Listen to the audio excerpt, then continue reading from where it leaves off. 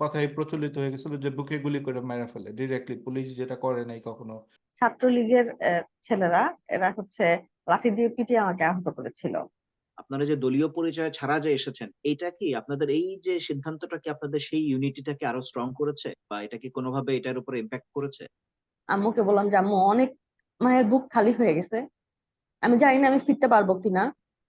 আমি যদি ফিরে আসি, দোয়া করো যাতে সুন্দর একটা স্বাধীন দেশ নিয়ে ফিরতে পারি।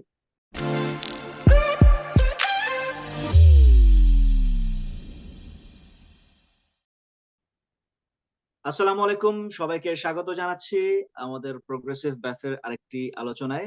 আমি শাফায়াত আপনাদের সাথে যথারীতি আছি। আমার সাথে আমাদের নিয়মিত আলোচক মির্জা ভাই, রাশেদ ভাই তারাও আছেন আমার সাথে। আপনাদেরকে ওয়েলকাম।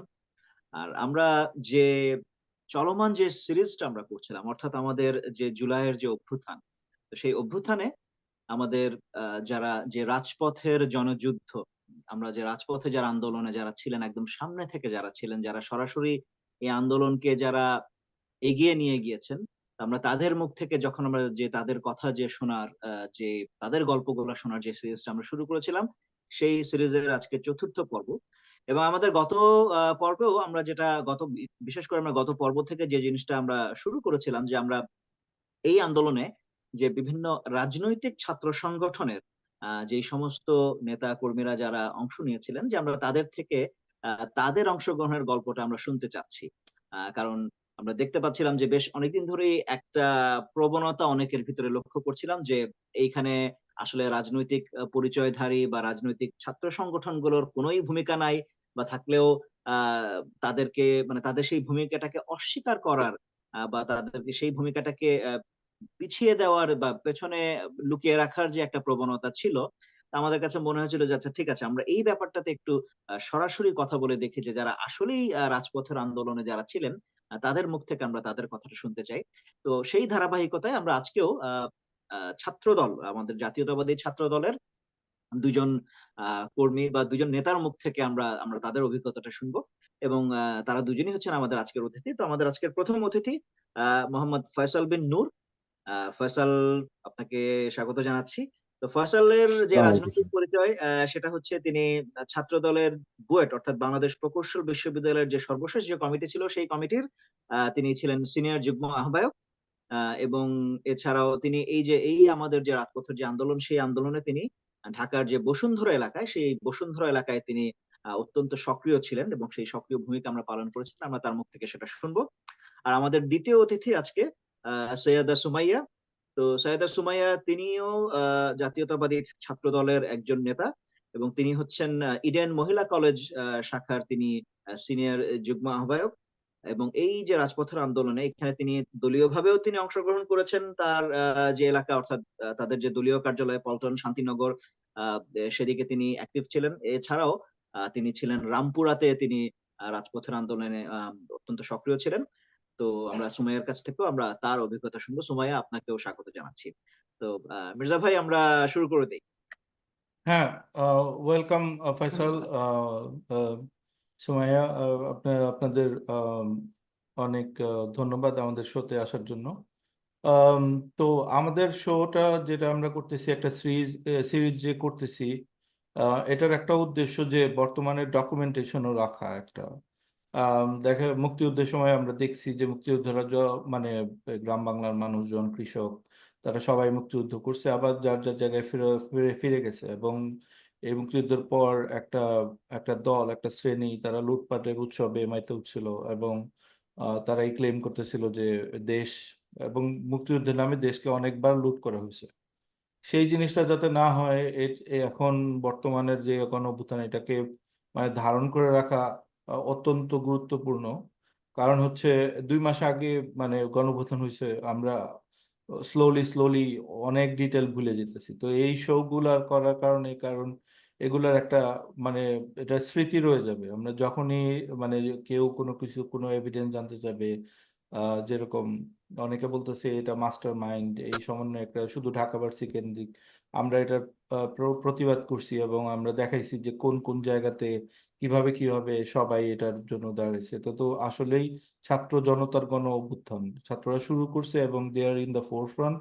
বাট এটার পেছনে সারা দেশের মানুষের ক্ষোভ এবং মানুষের বিশাল কন্ট্রিবিউশন ছিল। আম, তো আপনাদের ধন্যবাদ আসার জন্য, আর আপনাদের জন্য, আপনাদের নিয়ে আমরা অনেক গর্বিত। মাঠে কাজ করা, মাঠে আন্দোলন করা, it's not a matter of joke. আপনারা জীবনের ঝুঁকি নিয়ে আপনারা অনেক সাহসিকতা সহকারে আন্দোলন করেছেন। তো ফয়সাল, আপনি যদি বলতেন কোথায় আপনি প্রথম আন্দোলন করছেন এবং আপনার মোটিভেশন কি ছিল, আহ, কিভাবে কিভাবে আপনি প্রথম দিন থেকে আন্দোলন করছেন? যেটা বলছিলাম, আমি যেহেতু ছাত্র রাজনীতি থেকে ছাত্র রাজনীতির সাথে যুক্ত ছিলাম প্রথম দিক থেকে একদম ক্যাম্পাসে। আমার চেষ্টা থাকতো সবসময় যে ছাত্রদের যে যৌক্তিক আন্দোলন বা সাধারণ মানুষের যে যৌক্তিক দাবিগুলো, সেটা আমার ক্যাম্পাসে হোক বা ক্যাম্পাসের বাইরে হোক, যেভাবেই হোক নিজেকে সক্রিয় রাখতে, নিজেকে একজন কর্মী হিসেবে বা উদ্যোক্তা বা সংগঠক হিসেবে এখানে থাকতে এবং দাবিগুলোকে জোরালো ভাবে তুলে ধরার চেষ্টা সবসময় আমি করতাম। তো সেই প্রেক্ষিতেই যখন হচ্ছে যে এই বছর জুন মাসে আসলে বেসিক্যালি শুরু হয়েছিল কোটা আন্দোলনটা। আবার নতুন করে যখন দেখা যাচ্ছিল যে নতুন করে একটা রিট করা হয়েছে কোটা পুনর্বহালের জন্য, আগে যেটা নির্বাহী আদেশে সরকার 30% থেকে 0% করে ফেলেছিল, টোটাল 56% থেকে 0% নিয়ে আসছিল। ওটার এগেনস্টে আবার একটা রিট করা হয় হাইকোর্টে, এবং ধারণা করা হচ্ছিল যে এটা মোটামুটি আবার হয়তো কোটাগুলোকে পুনর্বহাল করে ফেলবে সরকারের বিরুদ্ধে দূরদর্শন। ছাত্ররা ধারণা করছিল। তো জুন মাস থেকে মোটামুটি ঢাকা কেন্দ্রিক বা আশপাশের সরকারি বিশ্ববিদ্যালয়গুলোতে এগুলো নিয়ে দাবি উঠছিল এবং ছাত্ররা প্রোটেস্ট করছিল। জুন মাসের 9 বা 10 তারিখ পর্যন্ত মোটামুটি ক্যাম্পাস গুলোতে আমি জানি যে হচ্ছে আন্দোলন হচ্ছে। এরপরে কোরবানির বন্ধ আসলো, কোরবানির বন্ধ শেষ হলো। এরপরে জুন মাসের 1 তারিখ থেকে মোটামুটি জুলাই মাসের 1 তারিখ থেকে আবার মোটামুটি শুরু হয় আন্দোলনটা। তো প্রাইভেট, আমি যেহেতু ক্যাম্পাস ছেড়েছি অনেক আগেই এবং আমি বসুন্ধরা এলাকায় থাকি অনেক দিন ধরে, 7-8 বছর ধরে। তো এই এলাকায় আমার আসলে আগেও আন্দোলন করা হয়েছে। যে একটা আন্দোলন ছিল হচ্ছে ভ্যাট ট্যাক্স বিরোধী, প্রাইভেট ইউনিভার্সিটি গুলো যে টোটাল যে পে, এই পে এর উপর একটা ভ্যাট ট্যাক্স এর আন্দোলন করা হয়েছিল 18-তে। তারপরে 18 কোটা আন্দোলন হয়েছিল, নিরাপদ সড়ক আন্দোলন হয়েছিল 18। তো ওই সবগুলাতে নিরাপদ সড়ক আন্দোলন এবং ভ্যাট ট্যাক্সের যে আন্দোলনটা ছিল বসুন্ধরা এলাকায়, ওটাতে আমি অংশগ্রহণ করেছিলাম। ওই থেকে এখানে স্থানীয় অনেক ছেলে পেলে যারা স্টুডেন্ট ছিল নর্থ সাউথের এআইইউবি, ওদের সাথে একটা যোগাযোগ তখন থেকে লিঙ্ক তৈরি হয়েছিল, সামাজিক একটা অবস্থান যেটা এখানে থাকা হয় না। তো এই আন্দোলন যখন মোটামুটি ঢাকা ভার্সিটিতে আবার শুরু হয়, হাইকোর্টের রায়ে কোটা পুনর্বহালের চেষ্টা করা হয়, সরকার একটা চেষ্টা করে কোটা পুনর্বহালের। 4 তারিখ থেকে ঢাকা ইউনিভার্সিটিতে আমরা দেখলাম যে আবার জোরেশোরে আন্দোলন শুরু হয়। তো একটা পর্যায়ে গিয়ে যখন খুব মারপিট করা হচ্ছিল ওদের উপর, জল কামানে আমরা 13 বা 14 তারিখ জুলাই মাসে, যে ওদের উপর ওরা যখন স্মারকলিপি দিতে যায় প্রধান রাষ্ট্রপতির কাছে, তখন ওদের উপর আক্রমণ করা হয়। এটা দেখে আমরা এখানে যারা ছাত্রদল এবং সাধারণ ছাত্ররা যারা ছিলেন তাদের সাথে আমরা বসেছি, চিন্তা করেছি 14 তারিখ যে কিভাবে এই আন্দোলনে আমরা অংশগ্রহণ করতে পারি, কিভাবে তাদেরকে সাপোর্ট করতে পারি। এই যে নির্যাতন করা হচ্ছে, মারা মারা হচ্ছে, লাঠিপেটা করা হচ্ছে, জল কামান দিয়ে গরম জল ঢালা হচ্ছে সাধারণ ছাত্রদেরকে, এটার বিরুদ্ধে একটা প্রোটেস্ট আমাদের করা উচিত। এবং আমরা 14 তারিখ প্রথম জুলাই মাসে বসুন্ধরায় সন্ধ্যার পর আমরা হচ্ছে রাত 9টা-10টার দিকে একটা মিটিং করা হয় যে আমরা আগামীকাল থেকে পরবর্তী দিন থেকে অর্থাৎ 15 জুলাই থেকে আমরা এখানে আন্দোলন শুরু করি। এটা ছিল আমার আন্দোলনের স্টার্টিং পয়েন্ট বা সরাসরি অংশগ্রহণের এই বছর আন্দোলন প্রথম। ফয়সাল, আপনি যেহেতু বসুন্ধরা এলাকায় থাকতেন, সেই ওই এলাকায় থাকার সূত্রে আপনি ওখানকার যে প্রাইভেট ইউনিভার্সিটি গুলো আছে তাদের ছাত্রছাত্রীদের সাথে আপনার একটা যোগাযোগ ছিল, এবং সেইভাবেই আপনি আসলে তাদেরকে নিয়ে আপনি আন্দোলনে চলে আসেন। কিন্তু এখন আমার একটা প্রশ্ন যেটা হচ্ছে যে এখানে ধরেন যে একটা সবসময় কথা বলা হচ্ছে যে এখানে রাজনৈতিক ছাত্র সংগঠনগুলোর ভূমিকা নাই। কিন্তু এখন যদি আপনাকে আমি এই প্রশ্নটা করি যে আপনি যে আপনার রাজনৈতিক একটা পরিচয় আছে, সেই পরিচয়টা আপনাকে এই আন্দোলনে আহ আপনাকে মানে কিভাবে, মানে এই আন্দোলন এবং আপনার রাজনৈতিক পরিচয় এই দুইটা কি কোনো সময় কি এক জায়গায় এসে মিলেছিল, নাকি আপনি একজন সাধারণ মানুষ হিসেবেই আপনি ছাত্রদের সাথে আন্দোলনে গিয়েছিলেন? আচ্ছা, প্রথমে আমি বলি, আমি যে সময়টা আন্দোলনে আসি ওই সময়টায় আসলে হতাহতের ঘটনা ঘটে, আহত হয়েছে অনেকেই, কিন্তু হচ্ছে যে মৃতের সংখ্যা তখন 0 ছিল আন্দোলনটা। হ্যাঁ, আমি একটা মূল তাগিদেই আন্দোলনে এসেছি, যেহেতু ছাত্ররা আন্দোলন করছে এবং আমি ছাত্র দলের একটা শাখায় ছিলাম বা হচ্ছে যে আছি এখানে ছাত্রদল হিসেবে। আমার কাছে মনে হয়েছে যে তাদের দাবির সাথে নিজেকে একাত্মতা করা উচিত এবং তাদের হাতকে শক্তিশালী করা, ঠিক আছে। এবং 14 তারিখ যে মিটিং এর কথা আমরা বলছিলাম যে বসুন্ধরা এলাকায় আমরা বসেছি, এখানে 95% স্টুডেন্টস ছাত্রদল ব্যাক বা ছাত্রদল মাইন্ডেড, যারা ছাত্রদলের বর্তমান বিভিন্ন কমিটিতে আছে বেসরকারি বিশ্ববিদ্যালয় বা ইউনিভার্সিটিগুলোতে, নর্থ ইউনিভার্সিটি। আবার ছাত্রদলের কর্মী যাদের হয়তো এখনো পোস্ট নেই, সামনে কমিটি এক্সটেন্ড করলে তারা হয়তো করতে পাবে।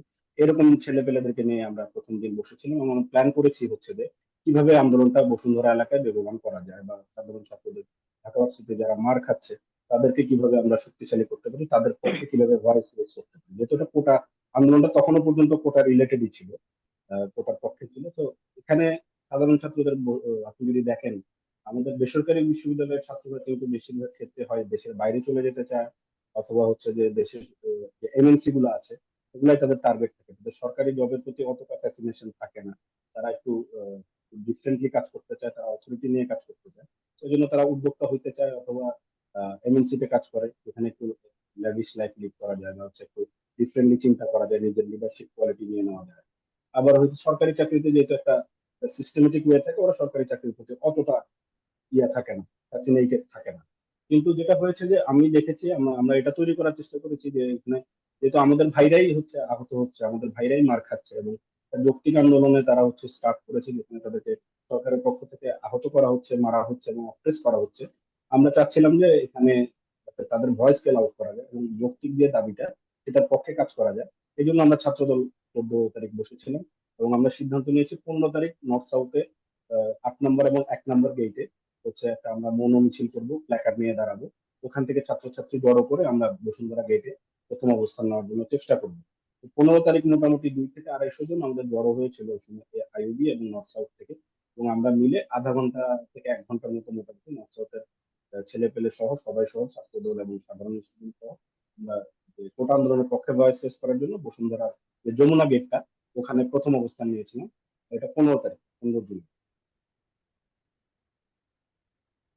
ওকে, রাশেদ, তুমি যদি কোয়েশ্চেন করো। সুমাইয়া আপু, আপনার কাছে কোশ্চেনটা হলো যে আপনারা অ্যাক্টিভলি কত তারিখে প্রথম মাঠে নামবেন এবং ওই সময় সিচুয়েশন কি ছিল, এবং আপনার চারপাশে যারা আপনার সাথে এই আন্দোলনের মাঠে ছিল তাদের তাদের মধ্যে রাজনৈতিক পরিচয়ের মানুষ কিরকম ছিল, সাধারণ ছাত্রীরা কিরকম ছিল, একটা আইডিয়া দিবেন আমাদের। ধন্যবাদ ভাইয়া। আহ আমাকে যারা দেখছেন এবং শুনছেন সবাইকে আসসালামু আলাইকুম। ভাইয়া, আমরা যেদিন থেকে কোটা আন্দোলনটা শুরু হয়েছে সেদিন থেকে মোটামুটি আমাদের যাদের ছাত্র দলের নির্দেশনা থাকুক বা না থাকুক, আমরা এজ এ ছাত্র হিসেবে বা একটা ছাত্র সংগঠন করছি, এই যে একটা তাগিদ থেকে আমরা কিন্তু প্রথম দিন থেকেই মাঠে ছিলাম। আমরা যখন এটা আমাদের দলীয় নির্দেশনা, সরাসরি নির্দেশনা দেওয়ার প্রথম আগে থেকেই যা আমাদেরকে এভাবে করে বলা হয়েছে যে তোমরা যেহেতু একটা যৌক্তিক আন্দোলন, সেই যৌক্তিক আন্দোলনে একটা ছাত্র সংগঠনের তারা মাঠে থাকবে, এটা স্বাভাবিক। তো আমরা সেই হিসেবেই আমরা প্রথম দিন থেকেই মাঠে ছিলাম। তো আমাদের যেভাবে প্রথম ইয়া হলো আহ সমর্থন, আমরা মিছিল বের করলাম ইয়ার থেকে, পল্টন থেকে, যেদিন অফিসিয়ালি একদম ব্যানার ছাড়া, বাট আমরা ঘোষণা দিলাম যে আমরা এই ছাত্রদল আমাদের এই আন্দোলনের সাথে সম্পৃক্ত থাকবে। এটা হচ্ছে সম্ভবত 17 তারিখে সম্ভবত আমরা পল্টনে আহ, পল্টনে হচ্ছে ইয়া হলো আমাদের সংবাদ সম্মেলন করে আমরা অফিসিয়ালি তখন শুরু করলাম আমাদের 16-17 তারিখের থেকে। তা আমার এক্সাক্ট ডেটটা মনে পড়ছে না। তো যাই হোক, তারপর ওই দিন থেকে আমাদের একদম সম্পূর্ণ আমরা সক্রিয়ভাবে এটাতে অংশগ্রহণ করতে শুরু করলাম অফিসিয়ালি একদম। তার আগ থেকে আমরা যারা আমি যেমন আমি ইডেনে ছিলাম, আমার ইডেনের যত আমার যে অনুসারী ছোট বোনরা ছাত্র দল করে বা ছাত্র দলের সমর্থন করে, তারা সবসময় ওই সময় প্রথম থেকেই মাঠে ছিল। ঢাকা ভার্সিটির সাথে 7 কলেজ যেহেতু আমরা বলি, আমরা ওইখানে সবাই ছিলাম। তা আমার আমার যেহেতু আমি পল্টন, শান্তিনগর আর আমার যেহেতু আমি রামপুরাতে থাকি, এই এরিয়া গুলাতে আমরা এই পরপর এরিয়া গুলোতে আমরা একসাথেই ছিলাম। তো আমার আমরা যেই আন্দোলনের সাথে সম্পৃক্ত হয়েছি, দেখেছি ম্যাক্সিমাম আমাদের ছাত্র দলের ভাইয়েরা আমাদের সাথে ছিল, রাস্তায় ছিল। প্রাইভেট ইউনিভার্সিটিতে যারা পড়াশোনা করেছে, বিভিন্ন ইউনিভার্সিটিতে যারা পড়াশোনা করেছে, এরা মাঠে আমাদের সাথে সক্রিয় ছিল। আমরা আপনি যেটা মানে বলছিলেন যে আমরা মানে প্রথম দিন থেকেই যে মানে একসাথে থাকার যে প্রবণতা, ছাত্রদের যে যৌক্তিক আন্দোলনে একসাথে থাকার যে প্রবণতা, আমরা সেই প্রথম থেকেই ছাত্র দলের যারা কর্মী ছিল, সমর্থক ছিল, সে পর্যন্ত মাঠে ছিল। আচ্ছা, তো আপনারা তো আহ, প্রথমে প্রথমে অ্যাক্টিভলি ছিলেন না, না অফিসিয়ালি, তারপর আপনারা জয়েন করলেন তো। তারপর মাঠের সিচুয়েশন কি ছিল, যে আপনারা ভয় পান নাই যে এরকম ভাবে মানুষ মারতেছে? মানে যে সব ভয়ঙ্কর ছবি আমরা দেখছি, তারপর যেভাবে মানে, এবং এটা তো নতুন আন্দোলন না, এর আগে বিএনপিকে ব্রুটালি দমন করা হয়েছে, বিভিন্ন জায়গায় বিভিন্ন মানুষ মারা হয়েছে, হেফাজতকে মানে ব্রুটালি কিল করা হয়েছে। সরাসরি মানে একটা কথাই প্রচলিত হয়ে গেছিল যে বুকে গুলি করে মেরে ফেলে ডিরেক্টলি, পুলিশ যেটা করে নাই কখনো বাংলাদেশের আন্দোলনগুলোতে, এরকম ব্রুটালি দেখা যায়নি।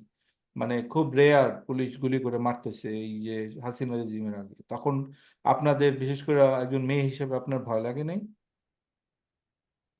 আসলে ভাইয়া গত 15 বছর যাবৎ বিএনপি এই একটা আন্দোলনে কিন্তু সম্পৃক্ত আছে, আমরা রাজপথে আছি। আমি বিভিন্ন সময় বিভিন্ন ভাবে আহত হয়েছি। এর আগেও আমি ঢাকা ভার্সিটিতে যখন মিছিল ছিল, ছাত্র দলের মিছিলে আমার কিন্তু ছাত্রলীগের ছেলেরা, এরা হচ্ছে লাঠি দিয়ে পিটিয়ে আমাকে আহত করেছিল। তো স্বাভাবিকভাবে যেহেতু একটা বিরোধী দলীয় রাজনীতির সাথে আমি সম্পৃক্ত আছি, এই জন্য এই ভয় আমার ভিতরে খুব কম কাজ করে। আমি বিভিন্ন সময় বিভিন্ন ভাবে আহত হয়েছি। আমার এই এই ভয়গুলো আমার ভিতর থেকে মানে একদমই চলে গেছে বলতে পারেন। আর সবচেয়ে বড় কথা, যখন আমি দেখলাম আমাদের আবু সাইদ, ওয়াসিম আকরামকে যখন গুলি করে এভাবে মেরে ফেলা হলো, তারপরে আমার কাছে মনে হয়েছে যে আসলে যদি বাঁচতে হয়, আমাকে সুন্দরভাবে বাঁচতে হবে, আর নাহলে এইভাবে বেঁচে থেকে লাভ নেই। আমাকে এই দেশের জন্য কিছু করে আমি যদি চলে যেতে পারি, এটা আমার এই দেশের জন্য আমার একটা অবদান থাকবে। তারা আমাকে মনে করবে অ্যাটলিস্ট যে তাদের জন্য আমি আমার জীবনকে উৎসর্গ করেছি। আমরা গত 15 বছর যাবত একটা ফেসিস্টের এগেনস্টে আমরা হচ্ছে আন্দোলন করে আসছি।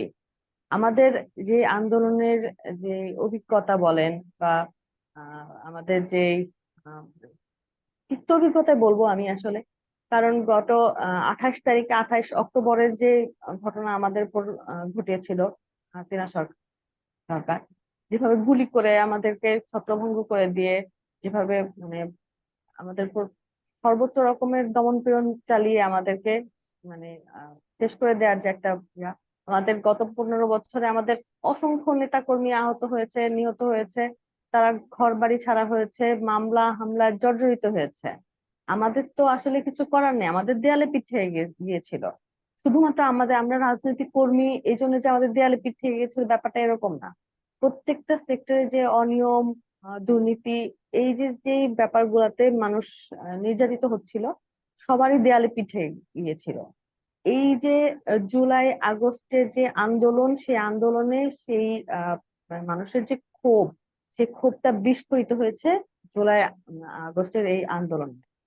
আর একজন রাজনৈতিক কর্মী হিসেবে আমি বলবো, এটা আমার মানে নৈতিক দায়িত্ব ছিল যে আমি আমার জায়গা থেকে আমার দেশের জন্য, আমার আহ, এই ফ্যাসিস্টের এগেনস্টে কিছু করার জন্য। সেজন্য আমি প্রথম থেকে একদম শেষ দিন পর্যন্ত সম্পূর্ণভাবে সক্রিয় ছিলাম। এবং যদি আপনি একটু খেয়াল করেন, আপনি দেখবেন আমার এখানে এখনো একটা কাটা দাগ আছে। আমি যখন ইয়েতে ছিলাম, রামপুরাতে ছিলাম, রামপুরাতে আহ মানে যতগুলা এরিয়ার অবস্থা খুব ভয়াবহ হয়েছিল, রামপুরা তার মধ্যে একটা ছিল। এখানে প্রাইভেট ভার্সিটির যারা ছিলেন, প্রাইভেট ভার্সিটি ছিলেন, তারপরে হচ্ছে এলাকার যারা সাধারণ মানুষ সবাই নেমে আসছে। তো এখানে যে যেভাবে করে এদেরকে মানে নির্বিচারে গুলি চালানো হয়েছে, উঁচু উঁচু বিল্ডিং এর উপর থেকে আমাদেরকে মানে গুলি করা হয়েছে। করা হচ্ছে আমার আমার পাশে, আমার নিজের মানে নিজের দেখা, আমি আহ রাস্তার মধ্যে দাঁড়িয়ে আছি, আমার পাশে একজনের এরকম মানে উপর থেকে আসতে পড়ে গেছে।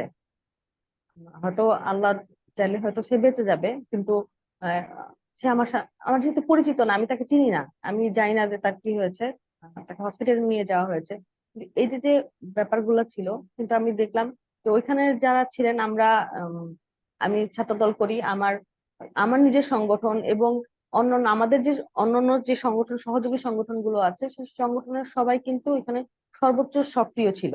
এই রামপুরাতে যে আন্দোলনটা হয়েছে, সেখানে সর্বোচ্চ সক্রিয় ভূমিকা আমি তাদেরকে দেখেছি।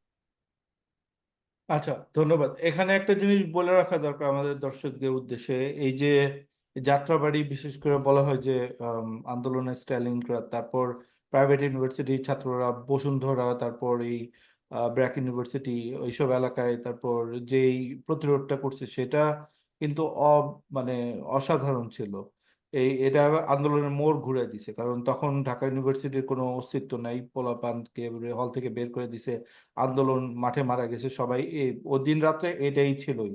শনি রাতটা প্রথমে প্রতিরোধ হলো, তারপর এই রামপুরা, তারপর এই যে বসুন্ধরা, মিরপুর, উত্তরা, এই জায়গাগুলা পুরাপুরি মানে পুরা আন্দোলনের এই যে একদম হার্ট ছিল, যে এখানেই সবচেয়ে বেশি মানুষ মারা গেছে এবং এখানেই সবচেয়ে বেশি এই ব্যাপারগুলা উল্লেখ করে দিলাম। আচ্ছা, আমি তাহলে ফয়সাল নূর, তোমার কাছে আসি একটু, যে এই যে আহ, মানে সাধারণ মানুষের ভয়টা কিভাবে কাটছে, মানে কিভাবে কাটলো? এই যে সুমাইয়া আপু উনি বললেন যে কি বলে,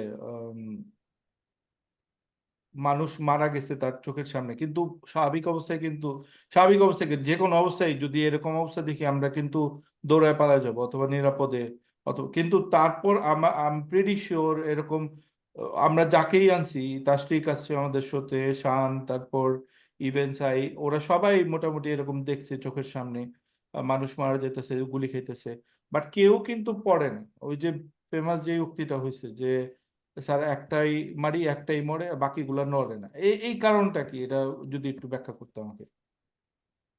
যেটা বলছিলাম যে 15 তারিখ হচ্ছে প্রথম, যেটা বলছিলাম একটু আগে, যে 15 তারিখ আমরা প্রথম বসুন্ধরা গেটে বা যমুনার যে আশপাশের যে গেটটা, প্রগতি সরণি যেটা বলি, ওখানে আমরা জড়ো হয়েছিলাম 200-250 জনের মতো সাধারণ ছাত্র এবং ছাত্রদলের ছেলেপেলেরা মিলে।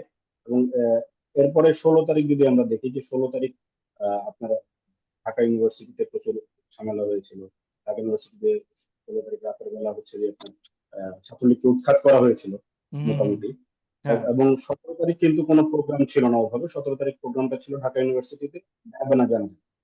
16 তারিখ যে 6 জন বা 5 জন মারা গেছে হুম বাংলাদেশের বিপক্ষে, এদের এদের ভাবনা জানাজা অনুষ্ঠান ছিল 17 তারিখ। 17 তারিখ কিন্তু সারা দেশে ওভাবে কোনো প্রোগ্রামের ডাক দেওয়া হয়নি। ভাবনা জানাজাটাই ছিল মোটামুটি প্রোগ্রাম। কিন্তু বসুন্ধরাই একমাত্র এলাকা যেখানে আমরা দেখেছি যে সাধারণ ছাত্র এবং আমরা যারা বিভিন্ন মতাদর্শে আছি সবাই মিলে হচ্ছে যে বসুন্ধরা প্রগতি সরণি রোডটা আসলে আমরা ব্লক করে রেখেছিলাম ওই দিন। এবং ওই দিন প্রথম আমার জানা মতে পুরো ঢাকা শহরের প্রথম হাসিনা বিরোধী স্লোগানটা হয়, যে এক দফা দাবি স্বৈরাচারের পদত্যাগ। কারণ কি, যে আমরা দেখছিলাম সবাই সবাই বলা বলি করছিল যে হচ্ছে যে আপনার গতদিন যে 6 জনকে মেরে ফেলা হয়েছে বিনা কারণে, বিনা উস্কানিতে, বিনা বিনা ঘটনায় অহেতুক যে গুলি করে যে ভয়ের সংস্কৃতি যে তৈরি করার চেষ্টা তারা করছিল, এটার বিরুদ্ধে আসলে সাধারণ জনগণ ফুঁসে উঠেছে। আমি ওই দিনের একটা ঘটনা আপনাকে বলি। আমি আন্দোলন করে একটা বক্তব্য দিয়ে সাইডে দাঁড়িয়েছিলাম পানি খাওয়ার জন্য। একটা মা তার ছেলেকে নিয়ে এসেছে। ছেলে পড়ে ইংলিশ মিডিয়াম, ক্লাস 9-এ বোধ হয় সে পড়ে। তার মা তাকে এগিয়ে নিয়ে এসে বসুন্ধরা গেটের কাছাকাছি এসে তাকে পিঠে চাপড়ে বলছে, যা বাবা তুই আন্দোলন কর, আমি আছি। তো আমি পাশে দাঁড়িয়ে শুনছিলাম। তো বলে যে আন্দোলন শেষ হলে একসাথে, মা বলছে ছেলেকে যে আন্দোলন শেষ হলে একসাথে ফিরবো। ছেলে দেখি জোক করে বলছে মাকে যে মা আমি যদি না ফিরি। মার চেহারাটা দেখার মতো ছিল। তিনি বলছিলেন যে আল্লাহর রহমত, তুই যা, জান্নাতে দেখা হবে। This was the spirit of the people who are on the ground.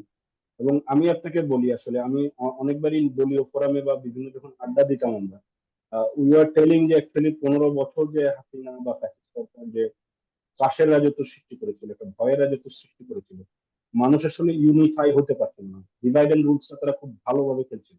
প্রচন্ড ভাবে ডিভাইড করে ফেলার চেষ্টা করছিল আমাদেরকে, বিভিন্ন ইস্যু পর ইস্যু দিয়ে নানা রকম কাহিনী করে তারা হচ্ছে আসলে ডিভাইড করে ফেলতে সফল হয়েছিল।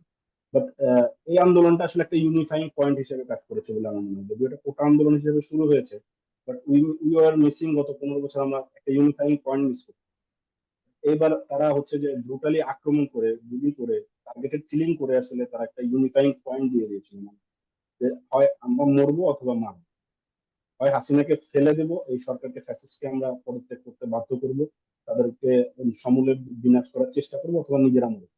এই ইউনিফাইং পয়েন্ট যে একটা তৈরি হয়েছিল, এটাই ছিল হাসিনার এন্ড পয়েন্ট বলে আমি মনে করি। এবং আমি আমি দেখতে চাই মাঠে মাঠে থেকে যে হয়তো 17-18 তারিখেই আসলে ইউনিফাইং পয়েন্টটা ক্রিয়েট হয়ে গিয়েছিল। পিছিয়ে হটানোর মতো মানসিকতা সাধারণ মানুষের বা কোনো রাজনৈতিক কর্মী কারোরই ছিল না।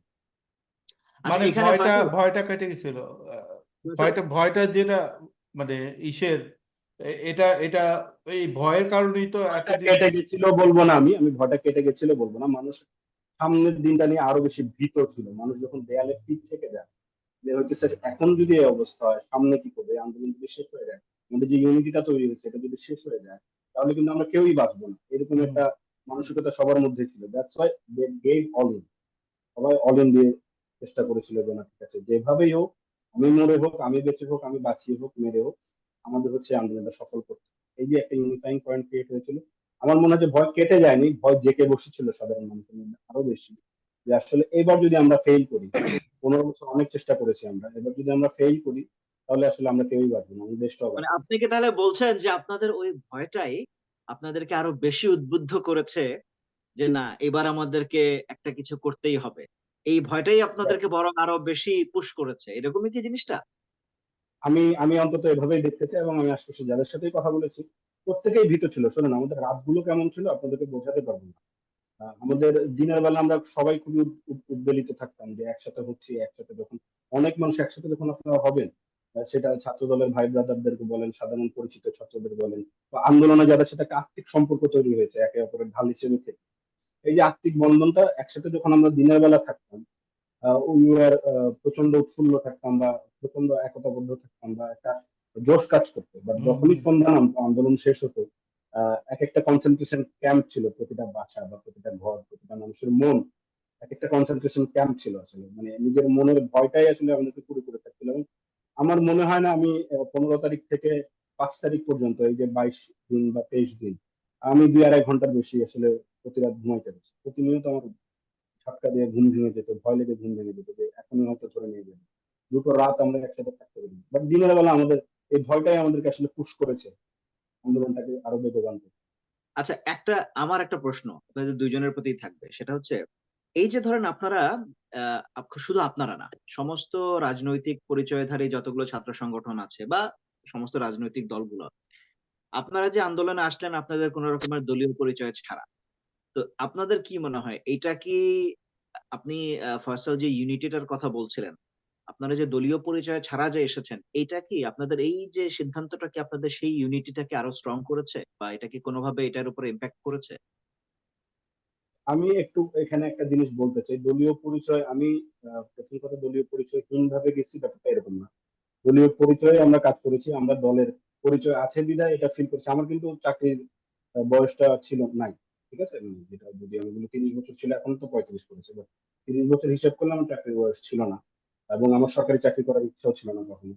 সো আমার বেসিক্যালি আন্দোলনে যোগ দেওয়ার পিছনে রিজন, আমার আন্দোলনে যোগ দেওয়ার পিছনে যে আমি দুই ভাবে ফিল করি, সেটা আমার হচ্ছে সাংগঠনিক দায়িত্ব। সাধারণ ছাত্রদের যখন আন্দোলন এবং তাদের উপর যখন আঘাত করা হচ্ছে, যে কোনো রাজনৈতিক সুস্থ ধারার সুস্থ মস্তিষ্কে, ইভেন আমি মনে করি যে এটা ছাত্র লীগেরও দায়িত্ব ছিল যে সাধারণ ছাত্রদের এই যৌক্তিক দাবির পক্ষে স্ট্যান্ড নেওয়া, যেহেতু তারা ছাত্র সংগঠন, ঠিক আছে।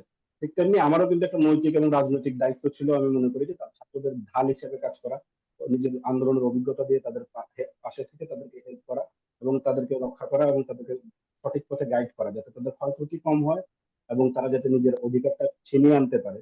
এই যে এর পেছনে কাজ করা, সামনে থেকে কাজ করি আর পেছন থেকে কাজ করি, এই কাজটা করা কিন্তু আমার রাজনৈতিক এবং নৈতিক দায়িত্ব বলে আমি মনে করি।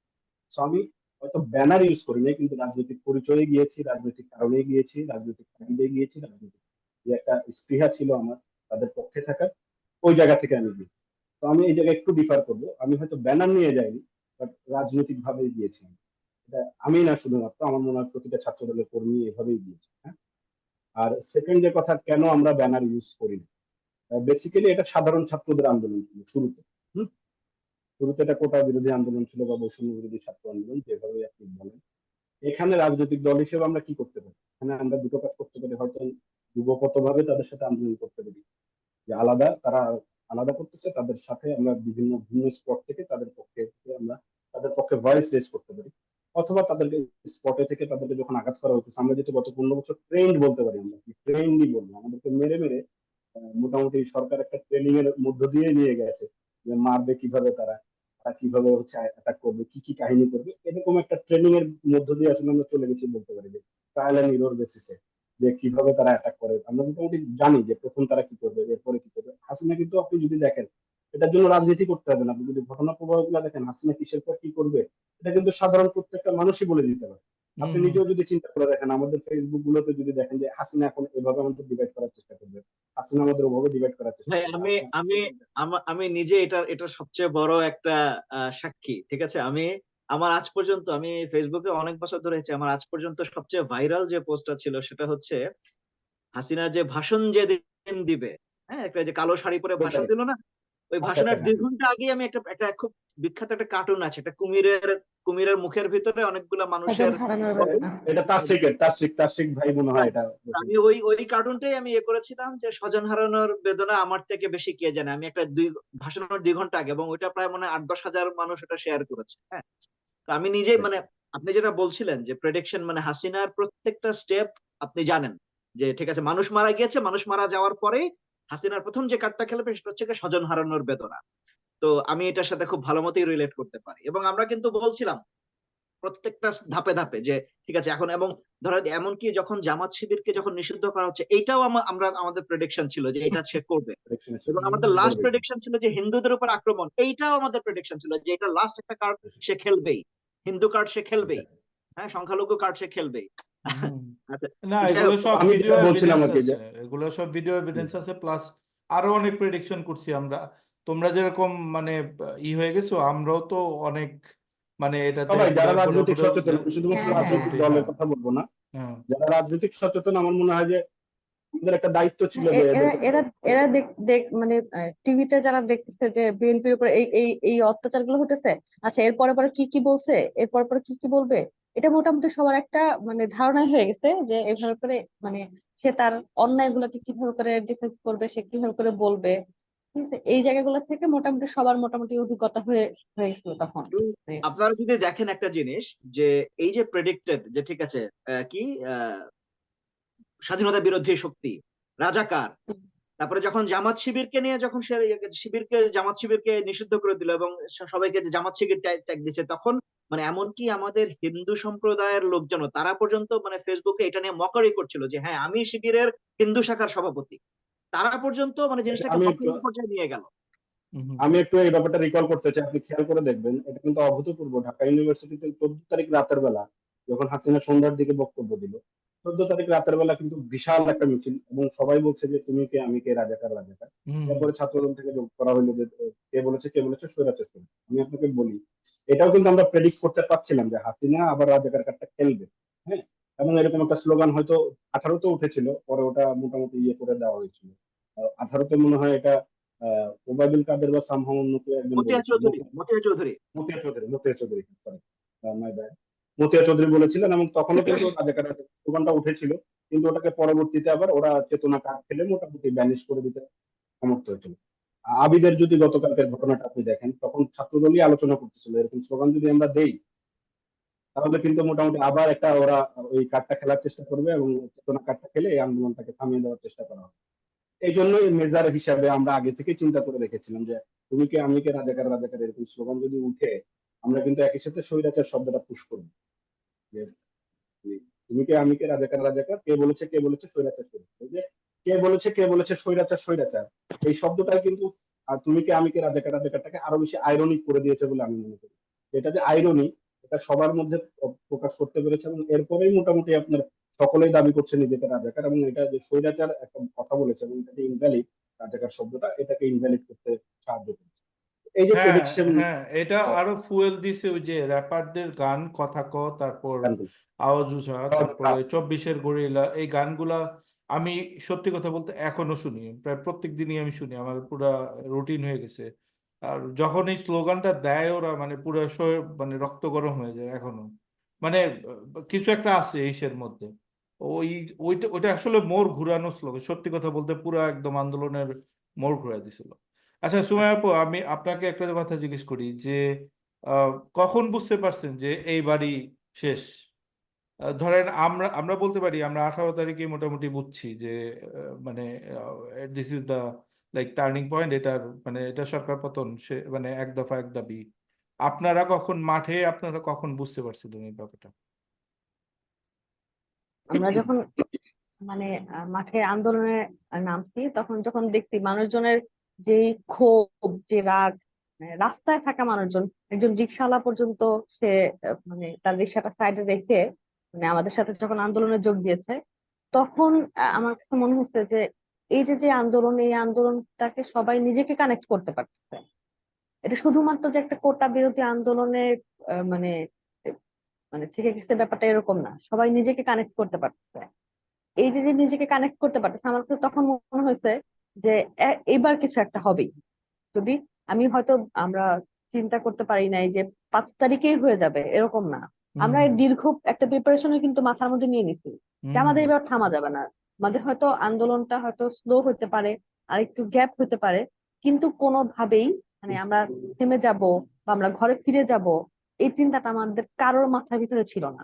হুম আমি যখন শান্তিনগরে যখন ছিলাম, সিদ্ধেশ্বরী, তারপরে হচ্ছে অন্যান্য কলেজের ছেলেমেয়েরা যারা ওরা ছিল এখানে, হাবিবুল্লাহ ভার, ওরাও এখানে ছিল। আমি তখন শান্তিনগরে ছিলাম। আমি ওই যে ভাইয়া যেটা বলছিল যে ওনার আহ, ছেলে বা মেয়ে তাদেরকে নিয়ে আসছে, আমি এরকম দেখছি অনেক গার্জিয়ান, মেয়েটা বসে আছে, পিছনে তার মা দাঁড়ায় আছে।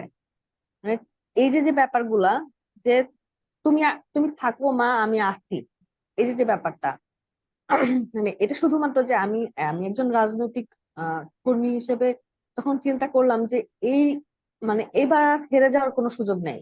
একজন মা তার মেয়েকে নিয়ে আসছে, একজন বাবা তার ছেলেকে নিয়ে আসছে, এইভাবে একজন রিক্সাওয়ালা। আমাদের এই রামপুরা এরিয়াটাতে ব্র্যাক ইউনিভার্সিটির পরে যে ইয়াটা আছে, এখানে সব আবাসিক এরিয়া। এখানে সাধারণত এক এক জায়গাকার লোকজন, এক এক জায়গাকার লোকজন এখানে থাকে, সব এক এলাকার মানে একই গোষ্ঠী এরকম থাকে, ব্যাপারটা এরকম না। যেহেতু আবাসিক এরিয়া, সেহেতু বিভিন্ন অঞ্চলের লোকজন এরা যখন এক হয়ে নামতে পারছে, আমার কাছে তখন মনে হচ্ছে যে না, এবার একটা কিছু হওয়া সম্ভব, এইবার কিছু একটা হবে, হতেই হবে। এই যে যে ব্যাপারগুলো আমি দেখছি যে মানুষজন, আমি পাশের মানুষটাকে চিনি না, সে আমাকে চেনে না, তার সাথে আমার রাজনৈতিক পরিচয় আমি হয়তো জানি না, সে অন্য রাজনীতি করে কি করে না আমি কিছু জানি না, বাট এই যে দেখতেছি যে সে আমার সাথে নামছে, তার জন্য যে আমি মানে কানেক্ট ফিল করতেছি তার সাথে, আমরা একসাথে আন্দোলন করতেছি, এই যে যে একটা মানে কানেকশন ফিল করলাম, আমার কাছে তখন মনে হলো যে না, এবার কিছু একটা হবেই। যেহেতু ইন্টারনেট নাই, সবাই কিন্তু নেমে আসছে দেখার জন্য যে কি হচ্ছে, রাস্তায় নেমে আসছে এই একটা কারণে যে ইন্টারনেট যেহেতু নাই, দেশে হচ্ছে কি কোনো মিডিয়াতে কোনো কিছু দিচ্ছে না। আমরা যারা আন্দোলন করছি, বাসায় ফিরে এসে হয়তো আমাদের গল্পগুলা মানুষ শুনতে পাচ্ছে, যারা দূরে আছে, যারা দেখতে মানে নামতে পারছে না, বয়স্ক, তারা আমাদের এই আন্দোলনের গল্পগুলো হয়তো আমরা আহ, যখন বাসায় ফিরতেছি লিখতেছি, 2-4 লাইন যেটা লিখছি, তখন লেখার আসলে ওইভাবে সুযোগ ছিল না। তো এই যে যে ব্যাপারগুলো ঘটছে, তখন আমার কাছে মনে হলো যে আহ, এখানে আর আর মানে ফিরে যাওয়ার কোনো সুযোগ নাই, আমাদের এখান থেকে মানে জিতেই ফিরতে হবে। যেভাবেই হোক আমাদেরকে এখান থেকে বিজয় নিয়ে ফিরতে হবে।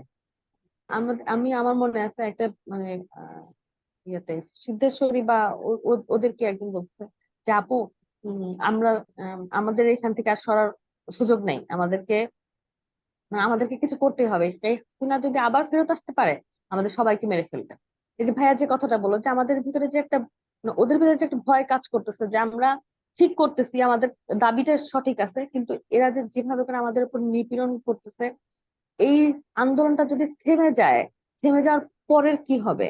আমরা আমরা আমরা তো ধরেন আমরা রাজনৈতিক কর্মী হিসেবে আমরা জানি আমাদের এক একটা প্রোগ্রাম হচ্ছে বা নির্বাচনের আগে যেই ব্যাপারগুলো ঘটছে, যখন 28 অক্টোবরের পরে, 28 অক্টোবরের যে ঘটনাটা ঘটার পরে আমাদের সবার উপরে কিন্তু পার্সোনাল ভাবে কিন্তু একটা মানে দমন নিপীড়ন কিন্তু ওই টাইমটাতে চলে আসটা। এই জন্য আমরা জানি যে এর পরের ঘটনাগুলো কি হবে, বাসা থেকে ধরে নিয়ে গিয়ে তাকে কিভাবে করে নির্মম ভাবে নির্যাতন করা হবে, ইয়া হবে। এই যে যে ব্যাপারগুলা, এই ব্যাপারগুলা এরাও তো মোটামুটি জানে যে এরপরে নির্যাতনটা কিরকম হবে, কিরকম ভয়াবহ হবে। না, আমাদের যদি বাঁচতে হয় আমাদেরকে লড়তে হবে। আর এই যে মানে লড়তে হবে, শুধুমাত্র যে লড়ে থেমে যেতে হবে ব্যাপারটা এরকম না, আমাদেরকে জিততে হবে, জিততেই হবে। সব পথ আমাদের বন্ধ হয়ে গেছে। এই যে যে ব্যাপারগুলো আমি যখন দেখলাম যে একজন আহ আমি যখন মানে বিকালের দিকে যখন ইয়াতে গেছি, আপনার রামপুরা আহ বাজারের এই জায়গাটাতে গেছি, আমি যখন দেখছি যে সাধারণ মানুষ নেমে আসছে এখানে, যেমন আমাদের দলীয় বড় ভাইদের বাসা বা অন্যান্য সংগঠনের যারা ছিলেন, আমাদের আহ, অঙ্গ সংগঠনের যারা ছিলেন, ছাত্র দলের যারা ছিলেন, তারা তো ছিলেনই আমাদের সাথে। তারপরে আমাদের অন্যান্য মানে সংগঠনের যারা ছিলেন তাদের সাথে আমাদের এখানে দেখা যাচ্ছে কৃষক দলের বা যুব দলের যারা ছিলেন, এরা তাদের বাসার এখানে একদম ট্রাউজার লুঙ্গি মানে নর্মাল যে বাসার যে wear, সেই তারা সেগুলো পরে এখানে চলে আসছে। মহিলা দলের মহিলা যারা ছিলেন তারা তাদের মানে স্বাভাবিক যে জামা কাপড় আছে, বাসায় পরা যে জামা কাপড়, সেই জামা কাপড় পরে তারা রাস্তায় নেমে আসছে। আমার কাছে তখন মনে হয়েছে যে এই আন্দোলন তো ব্যর্থ হতে পারে না। আর এই আন্দোলন ব্যর্থ হয়ে গেলে আমরা একদম মানে আমরা জাতি হিসেবে ব্যর্থ হয়ে যাবো। আমার কাছে তখন এই জিনিসটা মনে হয়েছে। তো আমি দেখলাম যে আহ যেহেতু আমি ভাইয়া যেটা বলতেছিল যে একটা রাজনৈতিক সংগঠন থেকে যেহেতু আমরা রাজনৈতিক সংগঠন করি, আমরা ছাত্র সংগঠন করি, ছাত্রদের আন্দোলন যে কোনো যৌক্তিক আন্দোলনে আমরা মাঠে থাকবো। এই আন্দোলনটা প্রথমে যখন শুরু হয়েছে তখন যেমন শুধু ছাত্রদের আন্দোলন ছিল, তারপরে তার যখন এই বেশ কয়েকজন মারা গেল, পুলিশের গুলিতে মারা গেল, তখন তাদের অভিভাবক, তাদের বন্ধু বান্ধব, তাদের তাদের যারা আছে, আমরা যারা নিজেদেরকে কানেক্ট করতে পেরেছি, আমরা সবাই হয়ে করে নেমে আসছি যে এখান থেকে আর মানে স্বাভাবিক, দেশ স্বাভাবিক হতে হলে হাসিনাকে যেতেই হবে। আচ্ছা, এর বাইরে আর কোনো সুযোগ সোহেল নেই। আপু, আপনার তাহলে 5ই আগস্টে এই যে আপনার এত চাপা ক্ষোভ, এত দিনের আন্দোলন করলেন, 20 দিনের, এবং ভয়ঙ্কর ভয়ঙ্কর অভিজ্ঞতা, 5ই আগস্টের অভিজ্ঞতা আপনাদের কিরকম ছিল, কিরকম লাগছে যখন খবরটা পাইলেন যে শেখ হাসিনা পালাই আমি দিচ্ছে? আমি আপনাকে বলি, আহ, আমি আমার বাসায় আমি একাই মেয়ে। আমি আমার আম্মাকে যখন ফোন দিলাম 5 আগস্ট মানে সকালের দিকে, আসলে তখন পর্যন্ত আমরা চিন্তা করেছি যে আমাদেরকে নামতে হবে, শাহবাগ পর্যন্ত যেতে হবে। এখন এর মধ্যে আমাদের উপরে পুলিশ গুলি চালাবে, আমরা মারা যেতে পারি, মানে এই যে যে ব্যাপারগুলো, এটা আমরা মোটামুটি মাথায় সবাই নিয়ে নিয়েছি। আমি আমার আম্মুকে যখন ফোন দিয়েছি যে আম্মু, আহ, আমি যাচ্ছি, ফিরেও না আসতে পারি, আম্মু, আমার মনে আছে, আমি এই কথাটা যতবার মানে আমি মনে করি আমার ততবার আমার চোখে পানি চলে আসে। আম্মুকে বললাম যে আম্মু, অনেক মায়ের বুক খালি হয়ে গেছে, আমি জানি না আমি ফিরতে পারবো কিনা, আমি যদি ফিরে আসি দোয়া করো যাতে সুন্দর একটা স্বাধীন দেশ নিয়ে ফিরতে পারি। আর যদি ফিরে না আসি তাহলে তুমি ভাইবো তোমার মেয়ে এদেশের জন্য জীবন দিয়ে দিচ্ছে। আমার আম্মু আহ, সে ফোনে কাঁদতেছে আর বলতেছে যে দেশের জন্য যা পারিস তোরা সেটা করবি। আমার আমি যাওয়ার আগে একটা গানের লাইন স্ট্যাটাস দিয়ে গেছিলাম যে যারা স্বর্গগত তারা এখনো জানে স্বর্গের চেয়ে প্রিয় জন্মভূমি। আমি এই এই লাইনটা আমার মাথায় ছিল। এই গানটা এখন শুনলে এখনো আমি, আমার চোখে পানি আসবেই। আমার আম্মুকে বলে গেলাম, আমার আব্বুকে বললাম ফোন করে, যেমন আমি যাচ্ছি, আমি জানি না তোমাদের সাথে দেখা হবে কিনা। তো আহ, এখানে নামার পরও আমি আমাদের আমরা যে কজন ছিলাম, আমাদের আনসার আমাদের উপর গুলি চাললো 5 তারিখে মানে 12টার পরেও। তারা বলতেছে তারা মানে লোকজন হয়তো তাদের অল্প ছিল, আনসার অল্প ছিল, কিন্তু আমাদের এই আবাসিক এরিয়ার থেকে আমরা মিছিল নিয়ে আমরা আগাচ্ছিলাম, অফ দা রোডের মুখে ওরা আমাদেরকে গুলি করলো।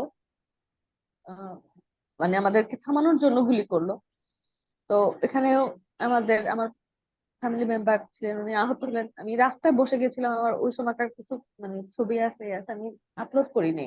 আমার কাছে মনে হয়েছে যে আমার এই সামান্য আহত হওয়া, আসলে যারা চোখ হারাইছে, যারা মানে একটা হাত চলে গেছে, একটা পা চলে গেছে, এর কাছে আমার এই সামান্য আহত হওয়া আসলে তেমন কিছুই না। এই জন্য এই ছবি ইয়াগুলো আমার শরীরের মধ্যে এখনো স্প্রিন্টার আছে আমার। এই যে বললাম, এই স্প্রিন্টারে এটা যদি আমার শুধুমাত্র সরাসরি ডাকতো তাহলে হয়তো আমি জানি না আমি এখানে বসে বক্তব্য দিতে পারতাম কিনা। এটা জাস্ট এভাবে করে লেগে আমার কেটে একদম ইয়া হয়ে গেছে, শরীরের মধ্যে আছে। আমার কাছে মনে হয় যে এগুলো আসলে কিছুই না, এগুলা কিছুই না। তো 5 তারিখের যে অভিজ্ঞতাটা আমি বলবো, আমাদের আনসাররা যখন আমাদের উপর গুলি চালাচ্ছিল, আমরা 3টা মেয়ে ছিলাম যারা রাস্তার মধ্যে বসে গেছি, যে আমাদেরকে যদি মানে আমাদের হয় গুলি করে দেন, এখানে গুলি করে দেন, আমরা এখান থেকে সরবো না। মানে আমি দেখলাম যে তাদের অনেক সাহস। আমি তাদেরকে ইয়া করবো না। আমাদের আমাদের মিছিলের পিছনে উম, প্রায় 600-700 মানে লোক, আবাসিক এরিয়ার লোক সবাই যে যার মতন চলে আসছে। কিন্তু ওরা যেভাবে সাউন্ড গ্রেনেড মারতেছে, মানে ছটা গুলি করতেছে, এর সামনে আমরা আগাতে পারতেছি না, এইভাবে করে তারা গুলি চালাচ্ছে। তা আমি চিন্তা করলাম যে যদি এভাবে থেমে যাই, ওরা আমাদেরকে রাস্তায় উঠতে দিবে না।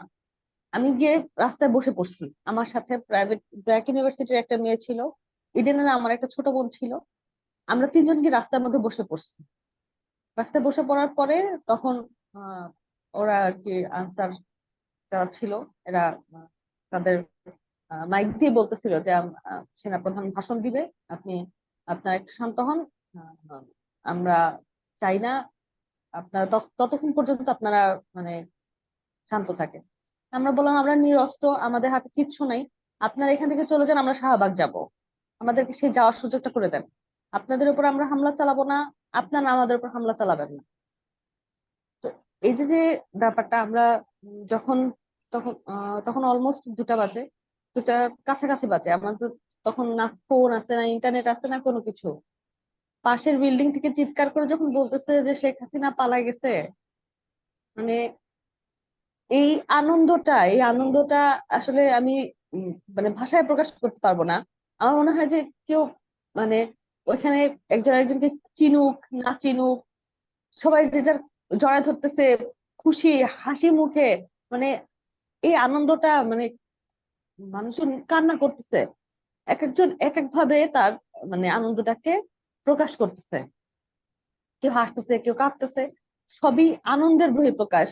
যে আমরা যেই রক্তক্ষয়ী একটা আন্দোলন আমরা উম, দেখলাম, যে এই আন্দোলন আমাদের চোখের সামনে থেকে এত কিছু হয়ে গেল, এত কিছু আমরা দেখলাম, এবং এটার যে একটা রেজাল্ট, এই রেজাল্টটা পাওয়ার পরে মানে সবার চোখে মুখে আমি যে আনন্দটা দেখতে পাচ্ছিলাম, এই এই আনন্দটা আসলে ভাষায় প্রকাশ করার মতো না। আমি কোনোভাবে মানে এই আন্দোলনটাকে আমি আন্দোলনের যে রেজাল্ট, এটা এটা আমি কোনোভাবে সংজ্ঞায়িত করতে পারবো না যে আনন্দটা মানুষ কিভাবে করে প্রকাশ করছে। মানে আমি আমার নিজের ইয়েতে যদি বলি যে আমি আমি কত খুশি হয়েছি, আমি কাঁদছিলাম, আমি আমার ছোট বোনকে জড়ায় ধরে কাঁদছিলাম যে মানে ফাইনালি আমরা মনে হয় আমার তখন বিশ্বাস হচ্ছিল না যে হয়েছে, এটা কি হয়েছে, আসলে কি হয়েছে, আসলে কি এই জিনিসটা ঘটে গেছে। মানে মানে আমরা মানে বুঝাতে পারবো না ভাইয়া আসলে আমাদের মানে ওই সময়কার যে অভিজ্ঞতা বা ওই সময়কার যে অনুভূতি, সেই অনুভূতিটা বুঝাতে পারবো না। আমার মনে আছে যে আমি মানে ওইখান থেকে প্রিন্টার খাওয়ার পরে যখন আমরা ইয়াতে গেলাম, হসপিটালে গেলাম, আমাদের যে বেটার লাইফ হসপিটাল, এখানে আমার ফ্যামিলি মেম্বার একজন ট্রিটমেন্ট নিচ্ছিলেন। ওনার আহ, মাথায় এখানে স্প্রিন্টার লেগে অনেক ব্লাড যাচ্ছে। তো যে ইন্টার্নশিপ করছে যে ডাক্তার, সে ডাক্তার মেয়েটা আমাকে বলছে, আপু আমি কি আপনার হাতটা একটু ধরতে পারি? তো আমি কাছে এগিয়ে এসে হাত বাড়াই দিচ্ছি। তো বলছে যে আপনার এত সাহস, দুই দিক থেকে এরকম আহ বন্দুক আপনাদের দিকে তাক করে আসছে, আপনি রাস্তায় বসে গেলেন। আমি এত পড়াশোনা করছি, সার্জারি করছি, আমার এত সাহস হয় নাই যে আমি বন্দুকের সামনে এভাবে বসে যাব। মানে হয়তো সবাই এই সাহসটা করবে, কিন্তু এক রাজনৈতিক কর্মী, আমি ছাত্র দলের একজন বিধায়ী, হয়তো আমার এই সাহসটা আরো বেশি কাজ করছে। আমি পুলিশের গুলির সামনে আমি রাস্তায় বসে যেতে পারছি। সে আমার হাতটা ধরে বলছে, আমি আমি মানে আমার কাছে কেমন লাগতেছে যে আমি এমন একজনের হাত ধরছি যাকে আমি দেখতেছি যে 2 সাইড থেকে পুলিশ বন্দুক ধরে আছে, আমি সে রাস্তার মধ্যে বসে আছে। আপু আপনাদের আপনাদের জন্যই আমরা আজকের এই দিনটা মানে পেয়েছি। এইগুলাকে আসলে আপনি কোনোভাবে কোনো কিছুতে সংজ্ঞায়িত করতে পারবেন না, আপনি অনুভূতিকে ব্যক্ত করতে পারবেন না যে আসলে মানে এই অনুভূতিটা কিরকম যখন একজন আপনাকে এটার জন্য অ্যাপ্রিসিয়েট করতেছে বা বলতেছে যে আপনারা এটা করছেন বিধায় আমরা এটা পাইছি। তো খুব স্বাভাবিক আমাদের এই আন্দোলনে, আমাদের ছাত্র আন্দোলনে আমাদের অফিসিয়ালি 875 জনের মধ্যে 422 জন আমাদের দলীয় নেতাকর্মী আমরা হারিয়েছি। তো একটা আন্দোলনের যেহেতু অলমোস্ট অর্ধেকের মতো সংখ্যায় যেহেতু আমাদের দলের নেতাকর্মী আছে, এটাকে কোনোভাবে অস্বীকার করার উপায় নেই যে এই আন্দোলনে আসলে আমাদের ভূমিকাটা কতখানি ছিল।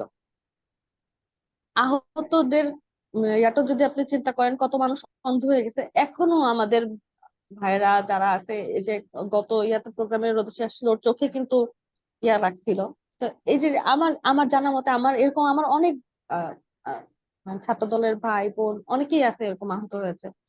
আমি সাফায়েত ভাইকে বলতেছিলাম সেদিন, হান্নানের কথা বলতেছিলাম যে ওকে মেট্রো রেলের ইয়াতে ধরে নিয়ে গিয়ে পিটিয়ে পা একদম পঙ্গু করে দেওয়া হয়েছে। তারপরে ছেলেটা হাসতে হাসতে বলতেছে, আপা হাসিনা তো গেছে, নাইলে পরে কি হতে হবে চিন্তা করেন, আমার পা গেছে, আমাকে পুরো মেরে ফেলছে। হুম। এই যে যে ব্যাপারটা আমি চিন্তা করতেছিলাম 4 তারিখে যখন আমরা মিছিল করছি এই আমাদের আবাসিক এরিয়ার মধ্যে, তখন চিন্তা করছি হাসিনা যদি না যায় তাহলে আমাকে চলে যেতে হবে এখান থেকে। আমার উপায় নাই, আমাকে এখান থেকে আমি থাকতে পারবো না, এই বাড়িতে আমি থাকতে পারবো না, এই এলাকায় আমি ঢুকতে পারবো না। আমি জানি একটা মেয়ে মানুষ হয়ে আর যাই হই, একটা মেয়ে মানুষের যদি এই ধরনের সমস্যা থাকতে পারে, তাহলে আমাদের ভাইদের কি অবস্থা। আমরা তো আমি জানি এই এই যে এই এই প্রশ্নটাই এই প্রশ্নটাই আমি একটু এখানে ফয়সালকে করবো। আমি জাস্ট একটু পিছায় যাব। ফয়সাল, আমরা তো মোটামুটি মানে কি বলবো, আমরা একদম মন্ত্রমুগ্ধের মতো শুনছিলাম যে আসলে মানে এই এক্সপিরিয়েন্স গুলা আমরা, ইউ আর লাকি যে আপনারা নিজে থেকে এক্সপিরিয়েন্স করেছেন, আমরা এটা পারলাম না এটা করতে। তো ফয়সাল, আপনি তো যেহেতু একটা ছাত্র সংগঠনের সাথে সাথে জড়িত ছিলেন, ছাত্র রাজনীতি করতেন, তো আপনি তো অলরেডি, যেটাকে আমরা বাংলায় বলি না, সিল মারা, আপনার তো পিঠে অলরেডি সিল মারা। এবং আমরা জানি যে যখন ইন্টারনেট বন্ধ করে দিল এবং বিশেষ করে আপনাদের এই যে বসুন্ধরা এই সমস্ত এলাকাতে যখন ব্লক রেট দিচ্ছিল, তো আপনাদের তো সবার প্রোফাইল পুলিশের কাছে থাকে। হ্যাঁ, কোন কমিটির কে কোন বাসায় আছে না আছে, আপনাদেরকে তো এরকম, আপনি নিজেও বলছিলেন যে তখন একটা কনসেন্ট্রেশন ক্যাম্পের মতো অবস্থা ছিল এবং রাতগুলো আপনারা, দিনের বেলা আপনারা খুব উৎফুল্ল থাকতেন, কিন্তু সন্ধ্যার পর থেকে আপনাদের এই যে আতঙ্ক যে কখন ধরে নিয়ে যাবে, এবং বা সুমাইয়াও যেটা বলছিলেন এতক্ষণ যে আপনারা কখন ধরে নিয়ে যাবে, কখন তুলে নিয়ে যাবে, গুম করে ফেলবে, মেরে ফেলবে। তো ওই সময়টাতে বিশেষ করে যে ইন্টারনেট যে ছিল না, ওই সময়টা জাস্ট আপনি আমাকে একটু সংক্ষেপে যদি বলতেন যে, কারণ আমরা যেটা জানি যে এই সময় এই ধরনের পরিস্থিতিতে অনেকেই যেটা করেছিলেন, পরপর ২ রাত ওনারা এক বাসায় থাকতেন না। অনেকেই বাসা চেঞ্জ করে করে আত্মীয়ের বাসায়, বন্ধুর বাসায়, বিভিন্ন জায়গাতে বাসার ছাদে উঠে বা অনেক সময় তাদের বাসার দারোয়ানরা পর্যন্ত পুলিশকে মিসগাইড করতো যে না এখানে এই বাসায় থাকে না, অন্য বাসায় থাকে। তো আপনার যদি ওই সময়টা, যে আপনি যেহেতু বসুন্ধরায় থাকতেন, আমাকে জাস্ট একটু সংক্ষেপে যদি বলতেন যে আপনারা কিভাবে, how did you evade or arrest, and তারপরে আপনি হচ্ছে কি আপনার 5 তারিখের অভিজ্ঞতাটা যদি বলেন। আমি যেখানে ছিলাম ওখান থেকে একটু শুরু করি। আমাদের 17 তারিখ যেটা বলছিলাম যে হচ্ছে যে ঢাকা শহরে মোটামুটি কোনো ধরনের প্রোগ্রাম হয়নি, যেহেতু গায়েবানা জানাজার প্রোগ্রাম ছিল। কিন্তু বসুন্ধরা আমরা মোটামুটি সকালবেলা জায়গাটা দখল করে রেখেছিলাম এবং এখান থেকে আমরা এক দফার স্লোগানটা দিয়েছিলাম। বসুন্ধরা থেকে প্রথম, আমার মনে হয় পুরো বাংলাদেশ, ঢাকা শহর তো ঢাকা শহর, পুরো বাংলাদেশের প্রথম এক দফার স্লোগানটা বসুন্ধরার গেট থেকে দেওয়া হয়েছিল। ওই দিন রাতের বেলার ঘটনা বলি, আমাদের ওই সময় কিন্তু মিসলিডিং সংবাদগুলো হচ্ছিল বিভিন্ন পত্রিকাতে, যে যেমন হচ্ছে যে ছাত্রদের সাথে সংঘর্ষ, তারপর হচ্ছে যে পুলিশের সাথে সংঘর্ষ, এই টাইপের কথাবার্তা কিন্তু মিডিয়াগুলো বলছিল যে প্রেসক্রাইব যে যেসব কথাবার্তা গুলো হয়। কিন্তু আসলে সংঘর্ষ তো হচ্ছিল না, আক্রমণ হচ্ছিল, সাধারণ ছাত্রদের উপর, আন্দোলনকারীদের উপর গুলি চালানো হচ্ছিল নির্বিচারে। এই শব্দগুলো ইউজ না করে ওরা ওই যে ম্যানিপুলেটিভ যেসব ওয়ার্ড গুলো ওরা ইউজ করে, যে হচ্ছে যে সংঘর্ষ হয়েছে ওখানে অমুক জায়গায়, এতদিন আহত, এতদিন মৃত, দেখানোর যে চেষ্টা যে দুই গ্রুপই মারামারি করছে। আসলে আমরা তো নিরস্ত্র ছিলাম, আমরা অবস্থান করে প্রোটেস্ট করছিলাম। আমাদের দিক থেকে হাইয়েস্ট যেটা হয়েছিল যে গুলি করলে বা রাবার বুলেট করলে বা টিয়ার শেল করলে আমরা পাথর মারছিলাম এট বেস্ট। এটাকে কোনোভাবেই সংঘর্ষ বলা যায় না। যে আপনি হইতেছে মানে গুলির বিরুদ্ধে নুড়ি পাথর নিয়ে যে আক্রমণটা, এটা হইতেছে আসলে সর্বনিম্ন স্তর, সর্বনিম্ন হচ্ছে যে কি বলবো যে আনইভেন ওয়ারের একটা ঘটনা। তো ওই দিন রাতের বেলা আমরা 17 তারিখ বসুন্ধরা এলাকায় একটা সিদ্ধান্ত নেই যে হচ্ছে আমরা মিডিয়া হাউস গুলা হচ্ছে যে একটু ঘেরাও করবো এবং আমাদের দাবি দাওয়া গুলো জানাবো, তারা যাতে প্রপার নিউজ গুলা প্রচার করে। তো ওই দিন আমরা রাতে প্রায় 8টার দিকে আমরা মোটামুটি অনেকেই 8 নম্বর গেটে জড়ো হই। ফোনে এবং ফেসবুকে যেসব গ্রুপ গুলো আছে, North South, AB, AOB, Green University, UIU, এখানে 5-6টার মতো ইউনিভার্সিটি আছে। সব ছাত্রদের সাথে যোগাযোগ করে আমরা মোটামুটি 1,500-2,000-এর একটা সংখ্যায় আমরা এখানে জড়ো হয়েছিলাম এবং ইস্ট ওয়েস্ট মিডিয়া হাউসের দিকে আমরা গিয়েছিলাম। যেটা আপনার মনে আছে কিনা জানি না, যে ব্যবসায়ী সংগঠনের সাথে যখন প্রধানমন্ত্রীর একটা কথা কথা হয়েছিল, একটা সংবাদ সম্মেলন হয়েছিল, ওখানে বলেছিল যে আমরা নাকি ও ওনাদের বাসা আক্রমণ করতে চেয়েছি। এই টাইপের একটা প্রপাগান্ডাও কিন্তু ওনারা ছড়াইতে চাইছিলেন। সোবান সাহেব স্ট্রেস মিডিয়া বসুন্ধরা গ্রুপের মালিক। আমাদের দাবি ছিল এখানে গিয়ে যে হইতেছে যে আপনারা প্রপার নিউজটা প্রচার করেন। এরপর থেকে আমরা দেখি যে সাংবাদিক ভাইরাও 18 তারিখ 19 তারিখ আমাদের সাথে পার্সোনালি যারা রিপোর্টার ছিলেন ওনারা যোগাযোগ করতেন আন্দোলনের সময় এবং বলতেন যে আপনারা এভাবে কথা বলেন, এভাবে বলেন, আমরা রিপোর্টটা এভাবে দেখাবো। সাংবাদিকদের কিছু অংশ, উপরের লেভেল না বাট যারা ফিল্ড পর্যায়ে কাজ করেন, ওনারাও আসলে মোটিভেটেড হয়ে গেছিলেন আন্দোলনে। এবং আমি যেটা বলি যে 19 তারিখ যখন কারফিউ ঘোষণা হলো, এরপর থেকে তো আমার 19 তারিখ রাতে ঘোষণা হলো, শনিবার অর্থাৎ 20 তারিখ, এবং 20 তারিখ থেকে মোটামুটি চলমান কারফিউ হলো এবং নেট তো বন্ধ 20 তারিখ থেকে। তো এই সময়ের ঘটনাগুলো যেটা হয়েছিল যে আমরা 20 তারিখ প্রথম কারফিউ ভাঙার চেষ্টা করি এবং আমরা সফল হই। গোলাগুলি হয়েছিল, পুলিশ প্রচুর গোলাগুলি করছিল, বিজিবি ছিল, তারা গোলাগুলি করেছিল 20 তারিখ। এবং 18 তারিখ এখানে ছাত্রলীগের সাথে আমাদের একটা সংঘর্ষ হয় বৃহস্পতিবার। এখানে ওরা পাথর মেরেছিল, গুলি করেছিল। 19 তারিখ যখন এখানে বসুন্ধরার উপরে হেলিকপ্টার যায়, ওখান থেকে গোলাগুলি করা হয়েছিল, এয়ারশেল মারা হয়েছিল, রাবার বুলেট এবং লাইভ বুলেটও মারছিল।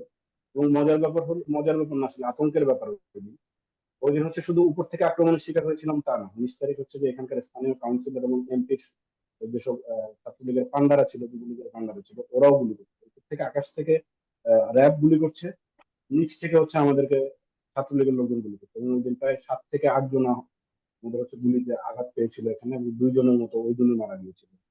যদি আমি ভুল না করি, তার মধ্যে একজন মাছ বিক্রেতাও ছিলেন তার মধ্যে। এরপরে শুরু হলো কারফিউর দিনগুলা এবং বন্ধের দিনগুলো। আমরা শনিবার এবং রবিবার বসুন্ধরা গেটে কারফিউ ভাঙতে সমর্থ হয়েছিলাম। রাতের বেলা বাসায় 19 তারিখ ছিলাম, 20 তারিখও ছিলাম, কিন্তু এরপর থেকে বাসায় থাকতে পারিনি, নিজের বাসায় থাকতে পারিনি।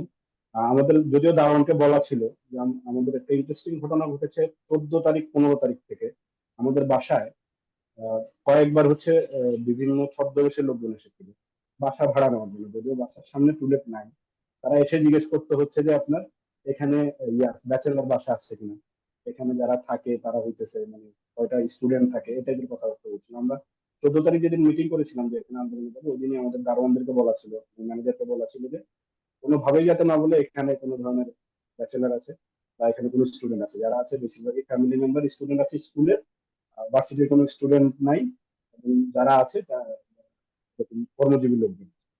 এই জিনিসটা ওদেরকে অ্যাওয়ার করে দেওয়া হয়েছিল যাতে না বলে। ওরাই আমাদেরকে জানাইলো যে 3 থেকে 4 দিন যে এরকম কিছু লোকজন স্টুডেন্ট বেশি, যে এখানে ব্যাচেলার ভাড়া দেওয়া হবে কিনা, যদিও টুলেট নেই। তারপরে মহিলা এসে জিজ্ঞেস করছে আমি বাসা নিতে চাই, কিন্তু ব্যাচেলার বা ফ্যামিলি মিক্স যে বিল্ডিং গুলো ওখানে নিতে চাই না, আপনাদের এখানে কি ব্যাচেলার দেন কি, যদি শুধু ফ্যামিলি হয় তাহলে নিবে। এই টাইপের ওরা দিকটা ইয়া করতেছিল, ডাটা কালেক্ট করতেছিল বসুন্ধরা ব্লকে দেওয়ার আগে। তো আমরা 21 তারিখ ভাঙার পরে আমি সামহাও আমার পুলিশে কিছু পরিচিত বড় ভাই ছিলেন, ওনারা আমাদেরকে জানাইছিলেন যে তোমাদের এখানে ব্লক রেড হবে, এবং এই ব্লকে থাকতাম ওই সময়, মাসটায় জুলাই। এই ব্লকে খুব ভালোভাবে কয়েকজনের লিস্ট করা হয়েছে, তোমার নাম আছে কিনা জানতে পারিনি, বেশ কয়েকজনের নামই আছে যাদেরকে স্পেসিফিকলি টার্গেট করে ইয়ে করবে। তো এই কারণে আমি 22 তারিখ যখন আমরা সকালবেলা এখানে কারফিউ ভাঙতে পারি নাই, বসুন্ধরার মেইন গেটের অবস্থা সিচুয়েশন খুবই বাজে ছিল, আমি প্রচুর গোলাগুলি করছিল, ওই দিনও 3-4 জন আহত হয়েছিল, এবং গলিগুলোতে ঢুকে ঢুকে তারা গোলাগুলি করছিল। কারফিউ ভাঙতে পারি না, 22 তারিখ দুপুরবেলা আমি বসুন্ধরা এলাকা ছাড়ি 3 দিনের জন্য। আমি ওই সময় গাজীপুর ছিলাম, বড় ভাইয়ের বাসায় গাজীপুর ছিল। এবং 25 তারিখ দুপুরবেলা আবার ফেরত, সরি 24 তারিখ দুপুরবেলা আমি আবার ফেরত এসেছি। এবং 25 তারিখ থেকে আবার এখানে কারফিউ ভাঙা হয়, কারফিউ শিথিলতার সময়টা লম্বা ছিল, আমরা আবার আন্দোলন শুরু করি। 26 তারিখ নর্থ সাউথের গেটের সামনে আমরা এখানে আপনার সবাই মিলে গায়েগোনা জানাজার আয়োজন করা হয়, এবং এইভাবে যাচ্ছিল আর কি সময়গুলো।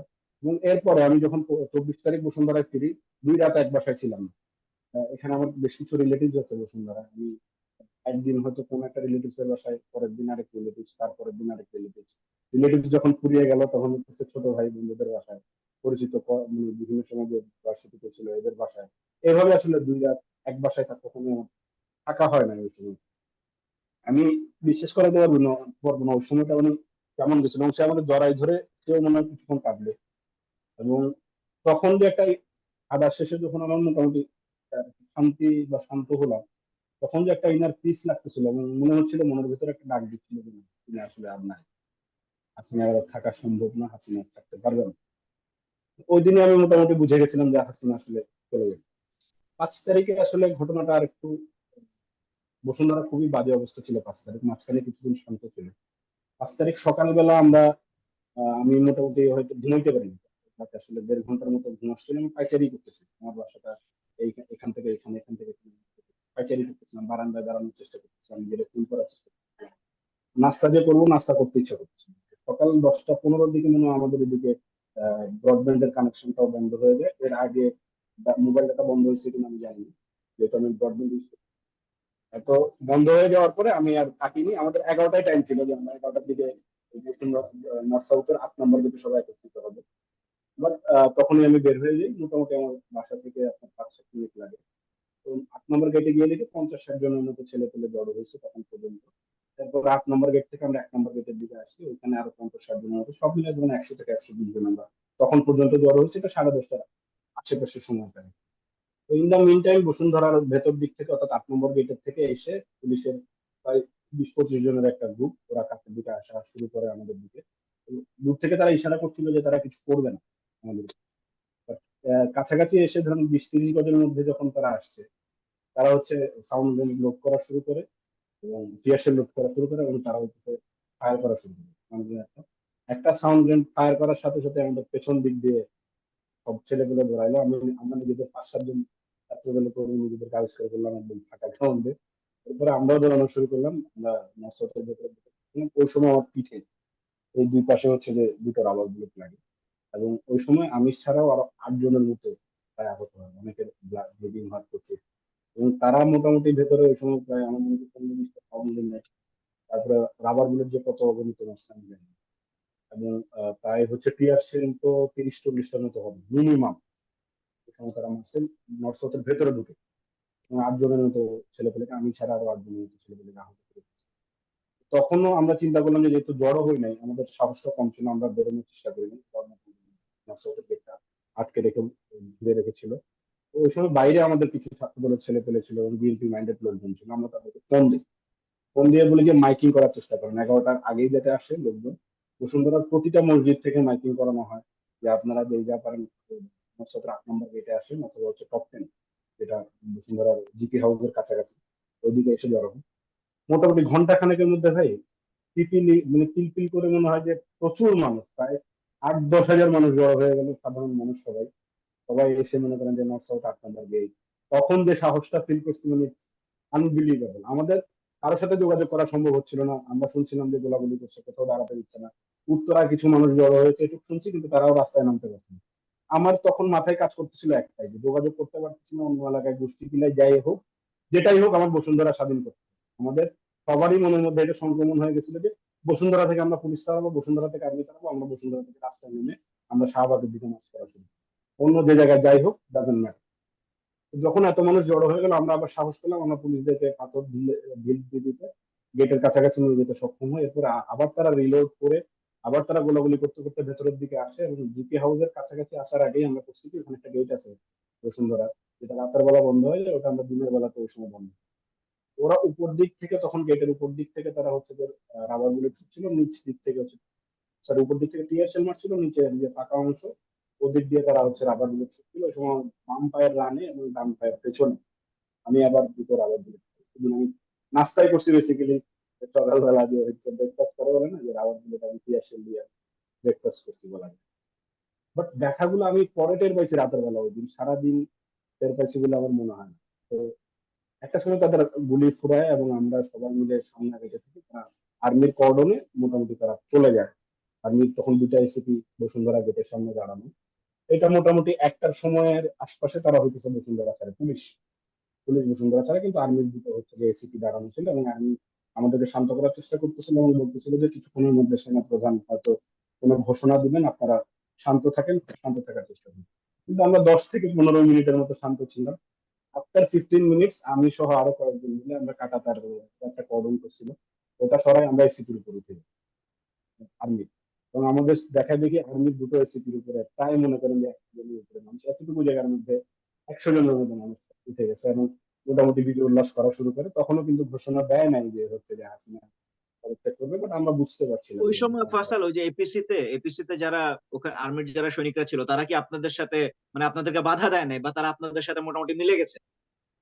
তারা বাধা দিবে কিভাবে? আসলে এত মানুষ ছিল, আপনাকে আমি কিছু ছবি শেয়ার করবো ওই সময়। এত মানুষ ছিল, আমার মনে হয় যে তারা বাধা দেওয়ার মেন্টালিটিতেও ছিল না, তারা শুধু শান্ত করার মেন্টালিটিতে ছিল ওই সময়। এর আগে যদি আমরা দেখেছি আর্মির কিছু লোকজন বা বিজিবির কিছু আর্মি আর্মি থেকে আসা বিজিবিতে কিছু লোকজন হচ্ছে গোলাগুলি করেছে, ওই দিন আমার মনে হয় না তারা গোলাগুলি মেন্টালিটি। আমরা এমনও শুনেছি যে হয়তো ওদের মধ্যেও দুটো ভাগ হয়ে গেছিল, যারা চাচ্ছিল না যে গোলাগুলি করবে যখন মানুষের উপর। এই ধরনের বিভিন্ন রকম তথ্য আমরা শুনছি এখন। তো ওরা বাধা দেয় নাই আমাকে, যখন যেহেতু প্রথম আমি উঠেছি, আমাকে আর্মির একজন সৈনিক জিজ্ঞেস করে তুমি কি ভাই নকশা হতে পারো? আমি বলি, না ভাই আমি ভোটে পড়তাম। বলে তোমাদের উপর আমরা গুলি কিভাবে করবো? আমার বোনও নকশা হতে পারে। তো তোমরা শান্ত হও, কিছুক্ষণ বসে থাকো, আমরা হইতেছে তোমাদেরকে আর্মি প্রধান যখনই ঘোষণা দেবো তোমাদেরকে মোটামুটি আমরা ছেড়ে দেবো, তোমরা ততক্ষণ পর্যন্ত শান্ত থাকো। শান্ত কিভাবে থাকবো ভাই? এই মানুষগুলোকে যদি আপনি এখন বেঁধে রাখার চেষ্টা করেন, সবাই আপনাদের উপরে ঢিলা। যতটুকু আনন্দ করতেছে আনন্দ করতে দেন, এমনি শান্ত হয়ে যাবে। আমরা মোটামুটি এখানে 2টা পর্যন্ত। আহ এরপরে দেখলাম যে নতুন বাজার থেকেও কিছু লোকজন এসেছে, তারপরে হচ্ছে অপোজিট সাইডে যে হচ্ছে কালাচাঁদপুর এসব জায়গা থেকেও লোকজন আসছে, এবং কুড়িল বিশ্ব রোডের ওই সাইড থেকেও লোকজন আসছে। এসে মোটামুটি এখানে চারপাশে ক্রাউড, রাস্তায় মানুষ ছাড়া রাস্তা দেখা যাচ্ছে না। এরপর আস্তে আস্তে বিভিন্ন দলের ভাগ হয়ে লোকজন খাবার ঢুকে দেওয়া শুরু করে, এবং আমি হইতেছে আসলে তখন খাবার আমার শাহবাগের দিকে যাই, খাবার খুঁজতেছিলাম, কারণ সকাল থেকে আমি খাই নাই এবং 4 বার গুলি টুলিতে পরিবার ব্যবস্থা, একটা দোকানও খোলা নেই। পরে একজন চাচা বুঝতেছিল যে আমার অবস্থা খারাপ, চেহারা ইয়া দেখে উনি আমারে খাওয়াইলেন। উনি ওনার মেয়ে দেখতে আসছিলেন, বের হইতেছে আপনার ওনার হাতে কলা ছিল আর বোন ছিল, পানি ছিল, এগুলো আমাদেরকে খাওয়াইলেন। এরপরে আমরা শাহবাগের দিকে যখনই হাঁটা শুরু করি, এরপরে মোটামুটি নতুন বাজার লিং রোড, যেটা বাড্ডা লিং রোড পৌঁছানোর পরে শুরু হচ্ছে যে হাসিনা পালায় গেছে। তখন আমরা গণভবনের দিকে মার্চ করা শুরু করি। গণভবনে যদিও যাওয়া হয়েছে বাট কিছু নিতে পারি না, তখন দেখি যে সবাই হাসিনার সিম্বলিক রূপ হিসেবে, স্বৈরাচারের সিম্বলিক রূপ হিসেবে আমি যেটা দেখি গণভ্যুত্থানের পরে যেটা ঘটে সাধারণত, মানে একটা সকল ইতিহাসে আমরা দেখেছি যে গণভ্যুত্থানের পরে যে সিম্বলকে ধরে রেখে স্বৈরাচাররা হইতেছে আপনার দেশটাকে শোষণ করে, ওই সিম্বলের একটা ভেঙে দেওয়ার যে একটা চেষ্টা। তো গণভবন লুটপাট বলবো না, আমি মনে করবো যে ট্রফি হিসাবে মানুষজন বিভিন্ন জিনিস নিয়ে আসতেছিল গণভবন। এটা আমি বিজয়ের ট্রফি বলবো, এটাকে লুটপাট বলতে চাও অনেকেই। বাট আমি মনে করি যে এটা যদি না হইতো, এটা যে একটা গণঅভ্যুত্থান, এটাকেও গণঅভ্যুত্থানের একটা ফাইনাল যে রূপ, এটাকে দেখানো যাইতো না। তো এই মানুষ বিজয়ের ট্রফি গুলো হাসিনাকে না পেয়ে ক্ষোভ গুলো হইতেছে হাসিনার এস্টাবলিশমেন্টের উপর, তারা হইতেছে দেখাইছে, এবং এক একজন ট্রফি হিসেবে বিভিন্ন জিনিস নিয়ে আসছে। আচ্ছা ফয়সাল, খুব তারপর সুন্দর বলছো। আচ্ছা, ভবিষ্যতের বাংলাদেশ আপনারা দুইজনই কেমন দেখতে চান, এটা দিয়ে আমরা শেষ করব আজকের অনুষ্ঠান। 1 মিনিট সময় আপনাদের জন্য। হ্যাঁ, সোমায় আপু আপনি বলেন। আসলে এই যে এত দীর্ঘ একটা যুদ্ধের পরে এরপর অবশ্যই আমরা চাই একটা সুন্দর বাংলাদেশ দেখার স্বপ্ন অবশ্যই আমরা দেখি, একটা গণতান্ত্রিক বাংলাদেশ দেখার ইচ্ছা আমরা রাখি, একটা স্বাভাবিক পরিবেশ আমরা দেখতে চাই, শান্তির একটা না সুমাইয়া আপু, আমি আমরা আপনাকে দেখতে একটু চাই। বলবো এখানে, হ্যাঁ, হুম। যে আপনি যেহেতু একটা ছাত্র সংগঠনের সদস্য, কেন বা কিভাবে আপনারা আরেকটা ছাত্রলীগ হবেন না, এই জিনিসটাই আপনি মানে আমরা ভবিষ্যতের বাংলাদেশে এই নিশ্চয়তাটা আপনারা কিভাবে দিতে চান? আমরা অবশ্যই আমরা এই নিশ্চয়তাটা এইভাবে দিতে চাই, কারণ হচ্ছে যে আমরা নিজেরা নির্যাতিত ছিলাম, যে যারা নির্যাতিত থাকে তারা অবশ্যই আবার সেই নির্যাতনটা আহ করবে না, এটাই স্বাভাবিক ব্যাপার। আমি জানি যে এই আঘাতের ব্যথাগুলো কতটুকু, আমি কেন সেই আঘাতটা আরেকজনকে দিব। সোমায় আপু, অবশ্যই আমরা সেটা। নির্যাতিতরাই সবচেয়ে বড় নির্যাতনকারী হয়। আপনার জুইসদের দেখেন, বিভিন্ন জায়গায় এরকম। ধরেন আওয়ামী লীগের উপরে কি না কম নির্যাতন হয়েছে? একসময় তো তার উপর নির্যাতন হয়েছে, আচ্ছা, তারাও সে আমি বেচারা ভাই এখানে পার একটু হয়েছে। ইন্টারাপ্ট করি। না, আমি ইন্টারাপ্ট আগে করি, sorry। সরি, ওনাকে একটু বলতে দাও তারপর। জি বলেন। এই আচ্ছা, নির্যাতিতরা কিন্তু সবচেয়ে বেশি নির্যাতন করে, মানে ভ্যাম্পায়ার এফেক্ট বলতে পারেন। ওই লাইনে না গিয়ে না সেটা গিয়ে এটা আপনারা কি করবেন এটা বলুন। হ্যাঁ হ্যাঁ হ্যাঁ, অবশ্যই। না, আমি যেটা বলতে চাচ্ছি যে আমরা সবসময়, আমি যেহেতু একটা ক্যাম্পাস থেকে বিলং করি, আমি চিন্তা করি আমার চিন্তা ভাবনা অবশ্যই ক্যাম্পাস ভিত্তিক হবে। এই যে যে ক্যাম্পাসে এখন রাজনীতি নিষিদ্ধ করে দিয়ে যে মানে একটা তৈরি করার চেষ্টা করতেছে, মানে একটা হাইপ তৈরি করার চেষ্টা করতেছে, এই জিনিসটা খুব খারাপ আমি বলবো।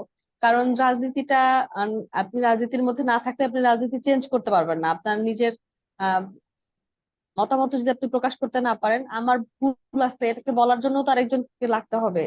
ক্যাম্পাসে সবার মানে সহাবস্থান তো থাকতে হবে। আমি আমি একটু একটু মেটাফরিক কিছু কথা বলতে চাই।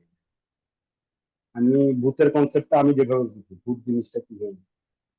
আমি মনে করি কি যে মানুষ হচ্ছে যে আসলে শেষ বিদায়টা বা হচ্ছে যে নিজের রেজাল্ট দেখতে চায় যে কোনো কিছু, তখন হচ্ছে তার প্রিয়জন বা কাছের জনকে সে হারায়, তখন যদি হচ্ছে শেষ কৃত্যটা সে যখন করতে পারে না, তখন সে মনে করে যে ওই তার স্মৃতিটা ফিরে ফিরে আসে বারবার, সে শেষ বিদায়টা যখন দিতে পারে না, তো সেটা এন্ডিং তার হয় না ঠিক মতো, তখন তার মধ্যে ভূত হিসেবে জিনিসটা স্মৃতিটা বারবার এসে start হয়। যে কোনো অপরাধের বা হচ্ছে যে কোনো নির্যাতনের আসলে আমি যেটা ফিল করি যে শেষ কৃত্যটা হচ্ছে বিচার, প্রপার বিচার। হ্যাঁ, আমি যদি আমার উপর হওয়া নির্যাতনে, আমার উপর হওয়া আক্রমণে, আমাদের উপর হওয়া, আমার উপর নয়, আমাদের একজন সামগ্রিক ছাত্রদের সারা বাংলাদেশেই কিন্তু গত 15 বছরের বিভিন্ন রকম আসলে অপসংস্কৃতি অপরাজনীতি করা হয়েছে, অপশাসন করা হয়েছে, শোষণ করা হয়েছে। এই যে প্রতিটা মানুষ যখন সে বিচার পাবে না, তখন কিন্তু এই জিনিসটা ভূত হয়ে তার মাথায় হচ্ছে তাড়া দিবে, এবং সে হইতেছে এটার এগেনস্টে মব কালচার গঠন করার চেষ্টা করবে, নিজের হাতে আইন তুলে নেওয়ার চেষ্টা করবে, এবং সে নিজে আরেকটা ফ্যাসিস্ট হয়ে যাবে। এটা হচ্ছে স্বাভাবিক মানুষের একটা স্বাভাবিক প্রক্রিয়া। আমি আপনার কাছে বলতে চাই যে শেষকৃত্য হওয়াটা একটা ইম্পর্টেন্ট ফ্যাক্ট, ভূত হিসেবে কেউ ফিরে না আসে। আমি মনে করি যদি হইতেছে আমরা এই সংস্কৃতি দ্বারা করাইতে পারি যে একটা প্রপার আদালতিক বিচার বা আইনি বিচার হচ্ছে, গত 15 বছর যারা সরাসরি প্রত্যক্ষ এবং পরোক্ষভাবে যারা বিভিন্ন অপশাসনের প্রতি যুক্ত ছিল, ফুয়েল দিছে এবং সেই অপশাসনকে স্টাবলিশ করার চেষ্টা করছে, তাদের যদি প্রপার বিচার হয়, আমার মনে হয় আরেকটা ফ্যাসিস্ট আসলে দাঁড়ানোর জন্য সুযোগ পাবে না, এক নাম্বার। কারণ তার সামনে আসলে একটা জিনিস আছেই, তাদের বিচার হচ্ছে এবং তারা যে আদালতে সম্মুখীন হচ্ছে কেউ যে আইনের ঊর্ধ্বে না, এই জিনিসটার একটা স্টাবলিশমেন্ট যদি দাঁড়া করানো যায়, এই জিনিসটা যদি তৈরি করা যায়, fascist দাঁড়াতে দুবার ভাববে, এক। আর দুই হইতেছে বেসিক্যালি মানুষ একটা রাজনৈতিক জীব, মানুষ রাজনীতি করতে চাবে, মানুষ তিনটা মানুষ একসাথে হলে এখানে দুটো রাজনৈতিক দল হয়ে যায়। এটা হলো একটা স্যাটাইরিক কমেন্ট কিন্তু বাংলাদেশে প্রচলিত। এটাকে আমি খারাপ ভাবে দেখছি না, মানুষ রাজনৈতিক জীব এবং তার মতামত থাকবেই, এবং সে একটা রাজনৈতিক আদর্শ বিলং করার চেষ্টা করবে বা নিজের মতামত রেকটিফাই করার চেষ্টা করবে, এটা খুবই স্বাভাবিক। আমার মনে হয় যে সব মতে, সুস্থ মতে বা সুস্থ পথের যদি হইতেছে রাজনীতি চর্চা করতে দেওয়া যায়, একজন আরেকজনকে চেক এন্ড ব্যালেন্সের মাধ্যমে আসলে ফ্যাসিস্টকে মুক্ত করতে সাহায্য করবে, ভবিষ্যতে যাতে কেউ ফ্যাসিস্ট হতে না পারে। গত 15 বছর ছাত্রলীগ বিভিন্ন ক্যাম্পাসে ফ্যাসিস্ট কিভাবে হয়েছে, তারা আসলে সহাবস্থান করতে দেয় নাই, তারা এককভাবে রাজনীতি করেছে এবং এককভাবেই হইতেছে সমস্ত কার্যকলাপ করছে। তাদেরকে প্রতিরোধ করার, প্রতিবাদ করার বা প্রতিহত করার কেউ ছিল না কোনো জায়গায়। এই যে মাথা ব্যথা হলে মাথা কেটে ফেলবো রাজনীতি, আহ, যদি হচ্ছে রাজনীতি গত 15 বছর রাজনীতি দেখে যদি আমরা চিন্তা করি যে আসলে রাজনীতিটা সকল অপকর্মের মূল, এই জন্য আমি রাজনীতি বন্ধ করে দেবো, তাইলেও কিন্তু রাজনীতি বন্ধ হবে না, আসলে কখনো সম্ভব না। তখন যেটা হবে যে সাধারণ শিক্ষার্থীদের নামে দুটো গ্রুপ হয়ে যাবে, তিনটা গ্রুপ হয়ে যাবে, তারা নিজেরা সাধারণ শিক্ষার্থী বলে নামে। এটা আচ্ছা আমি ফয়সাল, পার্সোনালি এগুলো সবই ভালো ভালো কথা, কিন্তু চেক এন্ড ব্যালেন্সটা হবে কেমনে? ধরো আমার কাছে একটা যেটা ক্ষমতা বললাম। আছে, যে আমার কাছে একটা ক্ষমতা আছে, ধরো যে কোনো কিছু একটা করার, লেটসে এনি একটা বাটন দাবানোর ক্ষমতা আছে, অথবা ধরো আমার কাছে বহু টাকা পয়সা আছে, আমাকে কিভাবে মানুষ চেক এন্ড ব্যালেন্সে রাখবে? ওই ওই যে বললাম গত কার্ডটা পনেরো কি বছর তো হবে? আমাদের সবকটা প্রতিষ্ঠানই ধ্বংস করা হয়েছে, সেটা আপনি হ্যাঁ হ্যাঁ। যদি হচ্ছে যে রাষ্ট্রের চারটা না, প্রধান আমরা পিলারের মধ্যে। শুধু ছাত্র দলের কথা জানতে চাইতেছি, মানে তোমরা যেই। আচ্ছা, হ্যাঁ। ছাত্র দলের কাছে কিভাবে, প্রথম কথা হইতেছে ছাত্র দলের কাছে কিভাবে অনেক বেশি টাকা থাকে, ছাত্র দলের কাছে কিভাবে অনেক বেশি টাকা থাকে। আপনি না না যদি না, হইতেছে ছাত্র ওটা দল, বলতেছি, এই যে যেমন হলের মধ্যে তারা ওই যে সিট দেয়, তারপর এই দেয়, যে এই চাঁদাবাজি করে, এটা করে সেটা হলের করে, মধ্যে সিট দেওয়ার প্রবণতাটা সেইগুলো। কিন্তু আমি যদি দেখি, হ্যাঁ, আমি আমাকে যদি একটু শেষ আচ্ছা করতে দাও, সরি, আমাকে একটু শেষ করে দাও। তোমাদের সরি সরি নেতা তারেক রহমান, আমাদের বিএনপির নেতা, উনি অনেক ভালো ভালো কথা বলতেছেন ইদানিং, যে মানে এবং ওইগুলা খুবই প্রশংসিত হইতেছে। আহ, মানে তোমার কি মনে হয় যে ওনার কথাগুলা উনি নিজেও বলতেছেন, এবং যে বলছেনও এই কথা যে আমরা যদি একই কাজ করি আমাদেরও কিন্তু রাখবে না? এটা মনে হয় কি তোমার এটা এটা তো উনি বলছেন, কিন্তু মাঠ পর্যায়ে ছাত্র দলের কর্মীরা বা মানে নেতারা যেসব মানুষজন উচ্ছৃঙ্খল হইতেছে, এরা কি মানবে, মানে বা মানতে হলে কিভাবে মানবে? আচ্ছা আচ্ছা, এখানে এখানে প্রথমে আমি বলি যে তারেক রহমান কিন্তু যেসব কথা বলছেন এগুলো কিন্তু রিসেন্টলি বলছেন এমন না। আপনি যদি শুনে থাকেন 22 থেকে আমাদের ওখান থেকে এরকম ইয়েগুলো দিচ্ছে। রিসেন্টলি অনেক ভালো বলতেছেন, আগের গুলা বলছেন শুনছি আমি। হ্যাঁ, হ্যাঁ, রিসেন্টলিও হ্যাঁ, বলছেন, হ্যাঁ, রিপিট করছেন অনেক কথায়, এবং অনেকগুলো হয়তো আপনার কাছে নতুন মনে হইতে পারে, বাট আমি যেটা দেখছি তারেক রহমান মোটামুটি অনেকদিন ধরে এসব সিমিলার টাইপের কথাবার্তা বলে আসছেন। হুম, এবং আরেকটা কথা আমি যেটা বলছিলাম যে বিচারের ব্যাপারটা, আমার কথা কিন্তু আগেই চলে আসে। আপনি যদি চিন্তা করে দেখেন গত 1.5 মাসে আসলে আমার চোখে পড়েনি খুব বেশি সিগনিফিকেন্ট কাউকে ধরতে, যারা গুলি মারছে ছাত্রলীগের, যুবলীগের এবং আওয়ামী লীগের, এবং সিগনিফিকেন্ট নেতাদেরকে আসলে ধরা হয়নি, এবং শুনছি যে দেশের বাইরে পালিয়ে যাচ্ছে মানুষ। এই যে একটা মানুষের মধ্যে যে একটা ক্ষোভ, এরা যে এত অত্যাচার করেছে, এদের বিচার হচ্ছে না, এদের ধরা হচ্ছে না, এটা কিন্তু রেকটিফাই করবে আপনাকে আস্তে আস্তে। যারা ওই যে বললাম যে ভূতটাকে রাখতে দেওয়া যাবে না, শেষকৃত্য করতে হবে। আপনি যদি ল অ্যান্ড অর্ডার যদি আপনি ঠিক রাখেন, এই যে বিচার ব্যবস্থা, আইন ব্যবস্থা, সংবাদ ব্যবস্থা, এগুলো যদি আপনি চেক এন্ড ব্যালেন্সের মধ্যে রাখতে পারেন, এই প্রতিষ্ঠানগুলোকে যদি নিউট্রাল করতে পারেন আপনি, তাহলে কিন্তু মানুষ ভুল করবে, মানুষ কিন্তু ফেরেশতা না শয়তান না। মানুষ ভুল করতে পারে, মানুষ অন্যায় করতে পারে, ভুল করলে তাকে শুধরানোর সুযোগ দিতে হবে, কিন্তু অন্যায় যদি করে তাকে বিচারের আওতায় আনতে হবে, যেই করুক হিসাবটা তার মানে সোজা। আমি যেটা আপনি বুঝলাম, বিচার করতে হবে আর প্রতিষ্ঠানগুলোকে শক্ত করতে হবে, এটাই বলতেছি। শক্ত করতে, আমি একটু লাস্ট উদাহরণ দিই যে প্রতিদিন কিন্তু সকালবেলা উঠে আমি চেষ্টা করি আমার ঘরের বিছানাটা যে হচ্ছে যে পরিষ্কার করতে, আমার রুমটাকে ঝাড়ু দিই। পরের দিন কিন্তু আবার ময়লা হয়ে যায়। আমার যে ময়লা হবে এই ভয়ে আমি যদি প্রতিদিন হচ্ছে যে ঘর পরিষ্কার না করে আমি কিন্তু থাকতে পারবো না। এটা একটা সুস্থ স্বাভাবিক ঘর বা পরিবেশ সমস্যা হতে নেই। প্রতিনিয়ত আপনাকে এই চেষ্টাটা, এই যুদ্ধটা, এই কর্মটা চালিয়ে যেতে হবে। বিচারিক ব্যবস্থাটাকে ঠিক করতে হবে, আইন ব্যবস্থাটাকে ঠিক করতে হবে, এবং এগুলো ঠিক করার মাধ্যমে, এবং দলের প্রধান থেকে হাইকমান্ড থেকে প্রতিটা দলই যদি হচ্ছে এরকম ব্যবস্থা রাখে এবং বিচার এবং আইন ব্যবস্থা যদি ঠিক থাকে, তাহলে চেক এন্ড ব্যালেন্স অবশ্যই সম্ভব, এবং এই দেশে সুস্থ রাজনীতি ফিরিয়ে আনা অবশ্যই সম্ভব, অনেক সাপেক্ষ হলেও সম্ভব। ওকে, সাফায়াত। হ্যাঁ, ওকে, অনেক ধন্যবাদ ফয়সাল। আমার মনে হয় সুমাইয়ার ওখানে তার মনে হয় নেটওয়ার্কে একটু সমস্যা হচ্ছে, তো এই জন্য ওনার লাইনটা ডিসকানেক্ট হয়ে গেছে। তো আপনাদের দুজনকে অনেক ধন্যবাদ, আপনারা অনেক সময় দিয়েছেন আমাদেরকে, এবং আমরাও আহ একজন ছাত্র সংগঠনের সদস্য হিসেবে আপনারা আপনাদের যে অভিজ্ঞতাটা সাধারণ মানুষ হিসেবে বা ছাত্র হিসেবে, এবং এর পাশাপাশি আপনাদের যে ছাত্র সংগঠনের যে ডাইমেনশনটা, আমরা আসলে এই জিনিসটাই আপনাদের মুখ থেকে শুনতে চাচ্ছিলাম। তো আপনাদেরকে ধন্যবাদ আমাদেরকে সময় দেওয়ার জন্য। এবং আমি থ্যাংকস ফর শিওর হ্যাভিং আস। যারা এতক্ষণ এই আলোচনাটা যারা শুনলেন তারাও এখানে চিন্তা করার হয়তো বেশ কিছু জিনিস পাবেন, বা অনেক কিছু হয়তো রিলেট করতে পারবেন, বিশেষ করে যারা ঢাকা থেকে যারা এই যে অনুষ্ঠানটা যারা দেখছেন। কারণ এই যে ওনারা যে জায়গাগুলোর কথা বলছেন, বসুন্ধরা 1 নম্বর গেট, 8 নম্বর গেট, বা শান্তিনগর, বা পল্টন, অথবা রামপুরা, আপনারা জানেন এই সমস্ত জায়গাগুলোতে কি হয়েছে, এবং এখন তাদের মুখ থেকে যখন শুনছেন আপনারা আপনাদের সেই যে যেই যেই জানাটা, এবং সেই জানাটার সাথে যখন তাদের এক্সপেরিয়েন্সটাকে আপনারা রিলেট করতে পারবেন, আমার মনে হয় এটাকে আপনারা আরো ভালো মতো উপলব্ধি করতে পারবেন। যারা বিশেষ করে ওই জায়গাগুলোতে যারা ছিলেন না, তারা হয়তো তাদের চোখ দিয়ে সেই ঘটনাগুলোকে দেখতে পারবেন। তো এটাই আমাদের মূল উদ্দেশ্য ছিল, এবং এর পাশাপাশি যে ছাত্র সংগঠনের সদস্য হিসেবে তাদের যে ডাইমেনশনটা, এটাও আমরা বোঝার চেষ্টা করছিলাম। তো আমাদের যদি এই অনুষ্ঠান নিয়ে, বা আমাদের এই আলোচনা নিয়ে, বা আমাদের যে আলোচনায় যে সমস্ত কথাবার্তা হয়েছে, এটা নিয়ে আপনাদের কারো যদি কোনো মন্তব্য থাকে, বিশেষ করে যদি কারো কোনো দ্বিমত থাকে, সেটা অবশ্যই আমাদেরকে কমেন্টে জানাবেন, আমরা চেষ্টা করবো সেগুলোকে অ্যাড্রেস করার। আর এছাড়া যদি আপনাদের আর অন্য কোনো প্রশ্ন থাকে, বা আপনাদের কোনো সাজেশন থাকে যে আপনারা ভবিষ্যতে অন্য কোন টপিকে, বা এই টপিকে অন্য যদি কারো আলোচনা শুনতে চান, সেটাও আমাদেরকে সাজেশন আকারে জানাবেন, আমরা চেষ্টা করবো ওগুলোকে অ্যাড্রেস করার। আর আমাদের এই সিরিজটা চলবে, আমরা গত দুটা, আজ এই পর্ব এবং গত পর্বতে আমরা যেটা আমরা দেখেছি যে আমরা ছাত্র দলের যারা দলের সাথে যারা সম্পৃক্ত তাদেরকে এনেছিলাম। আমরা সামনের অনুষ্ঠান, আমাদের যে আলোচনাগুলোতে আমরা অন্যান্য ছাত্র সংগঠনগুলো, বা যারা মাদ্রাসার আমাদের যারা ছাত্ররা যারা ছিল, বা আমরা এই মানে আমরা আমরা সবাইকেই আমরা আমরা পর্যায়ক্রমে আনার চেষ্টা করবো, আমরা তাদের মুখ থেকে তাদের অভিজ্ঞতাটা শুনবো। আর ইনশাআল্লাহ খুব তাড়াতাড়ি আবার দেখা হচ্ছে। ততক্ষণ পর্যন্ত সবাই ভালো থাকবেন, সবাই সুস্থ থাকবেন। সবাইকে ধন্যবাদ। আল্লাহ হাফেজ।